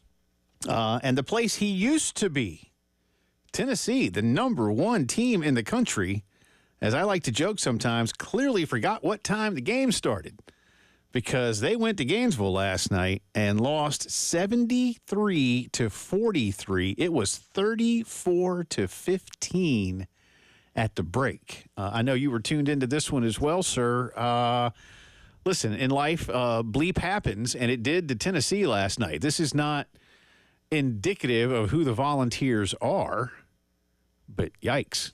But is it indicative of who Florida is? And is Florida living the same kind of way LSU was a couple of years ago when it comes to their head coach? Kinda. Yeah, that last part, definitely. Because Todd Golden is in some hot water, and the allegations against him, I would say, are very provable. Yeah. But I would say this game, in terms from a basketball standpoint, that was more of an indication of what Florida can do. Now, these teams play 100 times. This is probably the only time Florida beats them by 30. Sure. But I think Florida does a really good job defensively. They're better defensively than people give them credit for, and they're big. They can deploy some large lineups with some large human beings. Well, they got that one kid who's like 9 feet tall. Yeah, and he's redshirting this year. He ain't even playing. They have him on the bench. They have got that 7'9" man chilling on the bench. But last night, but they had 10 offensive rebounds between 2 players alone. Right. Like Alex Condon and Ruben Chinyelu got 5 offensive rebounds apiece. That's massive. In a game in which Florida wasn't even shooting that well. They were under 45% from 2. That made a world of difference. And those 2 made a massive difference around the rim. They blocked 5 shots last night. And look, Tennessee might be one of the only teams in the history of college basketball that's a top team in the country to shoot less than 30% from 2, less than 15% from 3, and 60% from the free throw line. That's a recipe for some disgustingness. Yeah. And a 6-12 assist-to-turnover ratio. That is good enough for 0.63 points per possession. That is heinous. And a lot of that was when you watch the first half, Florida's length and their ability to switch and guard every position with that length and athleticism, that gave them a ton of trouble, which is why whenever Auburn and Tennessee play, Auburn can kind of deploy very similar lineups. It's why those were the top two teams in the AP poll.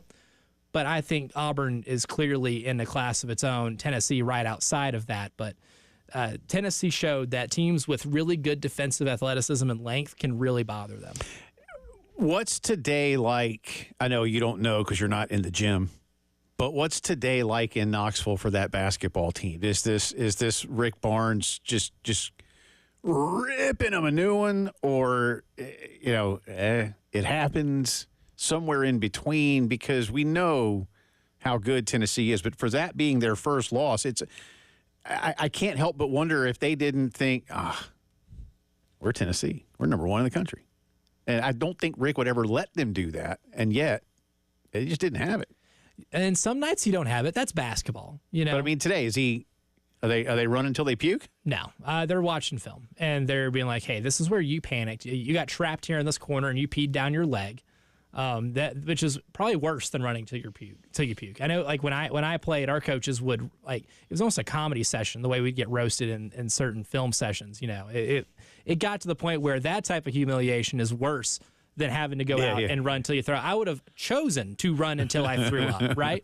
I mean, to this day, me and some of my friends still, we will say some things to each other via text message that was dropped on us during a film session that at the time, might hurt your feelings a little bit, but It's funny in hindsight. Yeah. There's probably a lot of that. I mean, Rick Barnes probably is having a field day watching this tape with them because there were a lot of teachable moments in that game. And for a team that's as good as Tennessee is, which I do believe is a legit national title contender, it was one of those nights that you didn't have it, and that's a bad matchup for you, and you're going to play teams that have similar makeup to Florida, and you're going to have to be able to combat that. Tennessee is the blank best team in the Southeastern Conference. Forget about AP poll in January. I'm not even overly concerned about the net. I want the EBPI.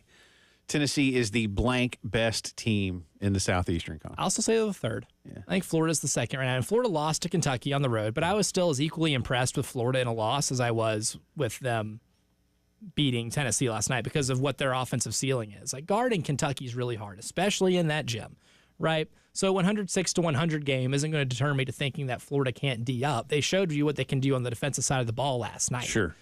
I think Florida is probably the better, well-rounded team than Tennessee is, and I think that showed. I think Auburn's clearly still the best. So your top five would be Auburn, Florida, Tennessee, Alabama. I would Kentucky? Put Alabama there. Yeah, I'd put Alabama over Kentucky, and then I'd probably put Kentucky there right behind them, and then I'd get to Texas A&M. Okay. I do like Texas A&M a lot. Yeah.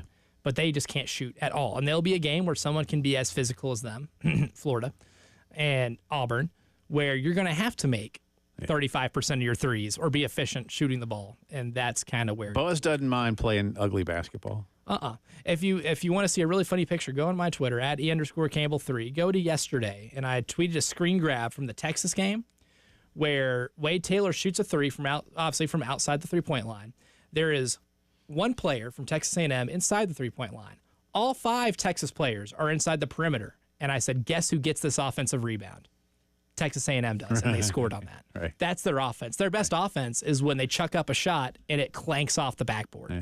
That's when their best offense is. That's when they get their best if you looks. know you don't have shooters, but you have to take the shots, and at least you're prepared for it, right? I mean, absolutely. And they crashed the glass. Watching Texas A&M pursue offensive rebounds is one of the more fun things you can look for in the SEC. I admire when basketball players / teams do that. I go back a lot, too. I know it's not apples to apples, but in listening to Dennis Rodman talk about rebounding. Yeah. That's fascinating stuff to me because you hear so many guys talk about scoring or whatever sport it might be. Mm-hmm. And then, and some of the things you've seen with a guy like that, too, it'll be him talking, and then they'll be showing what he's talking about so that it's just – and Buzz is like that, I think. It's like, hey, guys, if we go put our shots back, we're going to be in better shape. I mean, I like what he does, but we'll see. Tonight, by the way, Mississippi is at Arkansas and A&M is at Oklahoma. So we got a couple of pretty good ball games tonight in addition to Carolina and Alabama. Yeah, hey, good for Texas A&M to start off their SEC schedule with a traditional Big 12 slate. I'm going to say Texas at home and then Oklahoma. I'm going to say that wasn't a coincidence? No, absolutely not. Nope. I think they try to limit some travel a little bit. Does Mississippi go to Fayetteville and win tonight? Honestly, I would not be surprised. Yeah. I think that's the more – actually, no. I think A&M beats Oklahoma at Oklahoma. Oklahoma's going to eventually regress to the mean here. Okay. But Oklahoma's going to win on the road. Arkansas will win at home. I'll give Arkansas the win tonight. And lastly, in the drive around the SEC, Jeremy Bernard, the wide receiver from Alabama who transferred in from Washington, led the team in receptions, not yards, but receptions with 50, will be back to the Bama football team in 2025. Could have gone pro, thought about it, and has decided to give it another go. It'll be with a new quarterback, though. Same coach he's had for almost all his career. Time. Yeah, that's the drive around the SEC brought to you by Herndon. Come back around with a few final thoughts on Carolina, Alabama. And again, something that came up earlier in the show, Elijah's brush with greatness. We'll be back.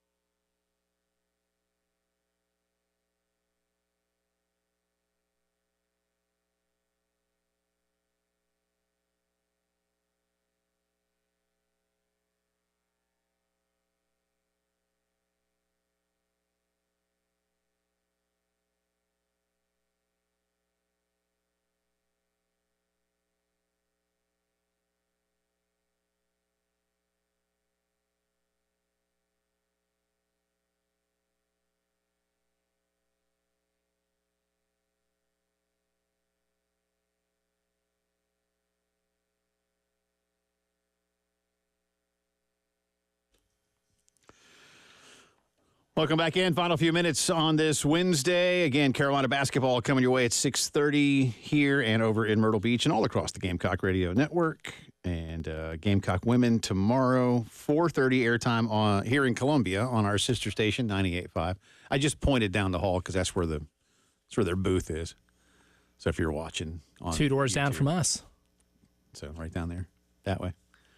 They're not going to play in there, though. They'll just broadcast the game from that particular control room. Not enough room in that studio to play a basketball game. No. A Nerf hoop basketball game, perhaps. But even is there still a Nerf hoop in that room? There used to be one. Is there still one in there? There was? Used to be. I haven't made aware of this because if I was and it was still there, I would have stolen it by now and put it in my cubicle. Yeah, I guess it's not there then. And then I'd never get any work done. I have to ask Chris Logan. That's tomorrow, 4:30 airtime, 5 o'clock tip. And then tomorrow night we got the first of the 2 college football playoff semifinal games. Again, tonight, I do. Do you think Morris Ugasuk starts tonight for South Carolina? Yes, I will say, without any inside information, I will say yes. I think that's something they might throw in as a wrinkle. Or Zach Davis. It's him or Zach. And I think there's probably a better chance at Zach, but I think Lamont maybe gets maybe. You think that's because of defense? Maybe, I think so. I just feel like Morris has earned his opportunity, but I don't know. More minutes certainly. Yeah, I just and if nothing else, it might be more minutes. And again, he's averaging 20 minutes a game off the bench. That's pretty good for a bench player. It is. Yeah, to come off the bench and play half the game, it means you're trusted to help your team out. So we'll see. But that's tonight for you. We mentioned earlier how did we even get onto this subject? But Jimmy Buffett? Yeah. So, okay. That's a really good question. I don't even remember. I don't remember how we got on it, but we were talking about like security and some things. And Elijah said one of the first things that he had, or he used to do when he was working security at a concert venue in Nashville was like check the green room. I forget how we got on it. Yeah, I don't either. But then you very casually just mentioned. Yeah, and then Jimmy Buffett walked through one night, and I'm like, whoa, wait.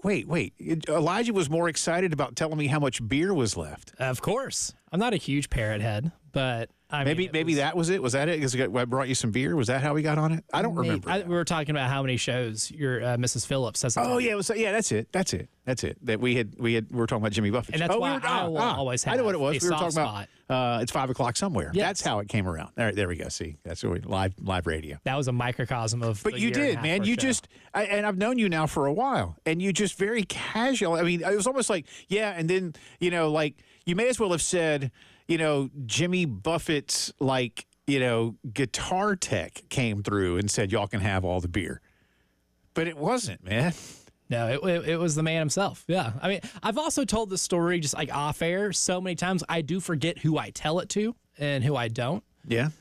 But, in college, I worked while I was in school. I worked at a Target in Cool Springs, Tennessee, and I also worked part-time as a security guard for a third-party company that would give out security guards to several venues in Nashville. And one of them was the Ascend Amphitheater. And one summer, Jimmy Buffett was playing at that amphitheater. And I worked concert security. I was there. Man, those shifts, man, you'd get in there at like 7 What summer was it? And the reason I ask is because I have access to a lot of Jimmy Buffett's live shows. Yeah, this would be, I believe, summer of 2017. Okay. Yeah. Well, I'm going to see. I'm going to 16 or 17. I can't remember right now. Well, I'll try to go find it. Yeah. At Ascend Amphitheater. See if I can hear you screaming at somebody like, sir, sit down. And I would do most of the time. Or actually, it would be, sir, stand up. Stand up. Get rowdy. Get loud. But no, for a lot of those, for the shows at the Ascend Amphitheater, I was usually on the back behind the stage doing security work and mostly directing traffic in and out of the loading dock. And so I'd get there, 7 a.m., and I'd always leave. We would leave whenever the talent and the stagehands left. Right. And every time, my boss and I would always be like, hey, we have to clean out the green room. And usually there's some goodies left behind. So we wouldn't leave empty-handed for a lot of shows, right? I remember leaving with a bottle of wine after Styx played once. And, that was cool.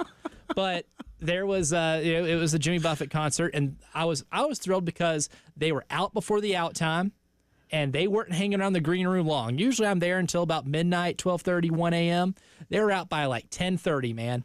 And I'm sitting there in the office because we've already moved all the trucks out. So now it's just me and my boss getting ready to lock up the security office. And you know, from the security office to the green room is a little hallway, and you have to walk through the security office to leave. And Jimmy Buffett says, "All right, fellas, everything in there is yours. You all have a good night." And then walks out. And then we look at each other like, oh, this is going to be a haul tonight. And I left with many cases of Shock Top and Land Shark, enough to last me a few weeks. That's nice. But the thing is, Jimmy Buffett walks through. Yeah, Jimmy Buffett walked through. So that's always going to be my fondest moment of Jimmy Buffett. Not music, not, a personal relationship or anything, but he allowed me to take home a lot of free beer as a 21, 22-year-old, and that meant a lot to me. Yeah, that's good for the budget. That's good for the budget. But unfortunately, no pictures or autographs permitted by protocol. Right? That's right, yeah. And boss was in the room. Y'all have a good night. We'll do it again tomorrow.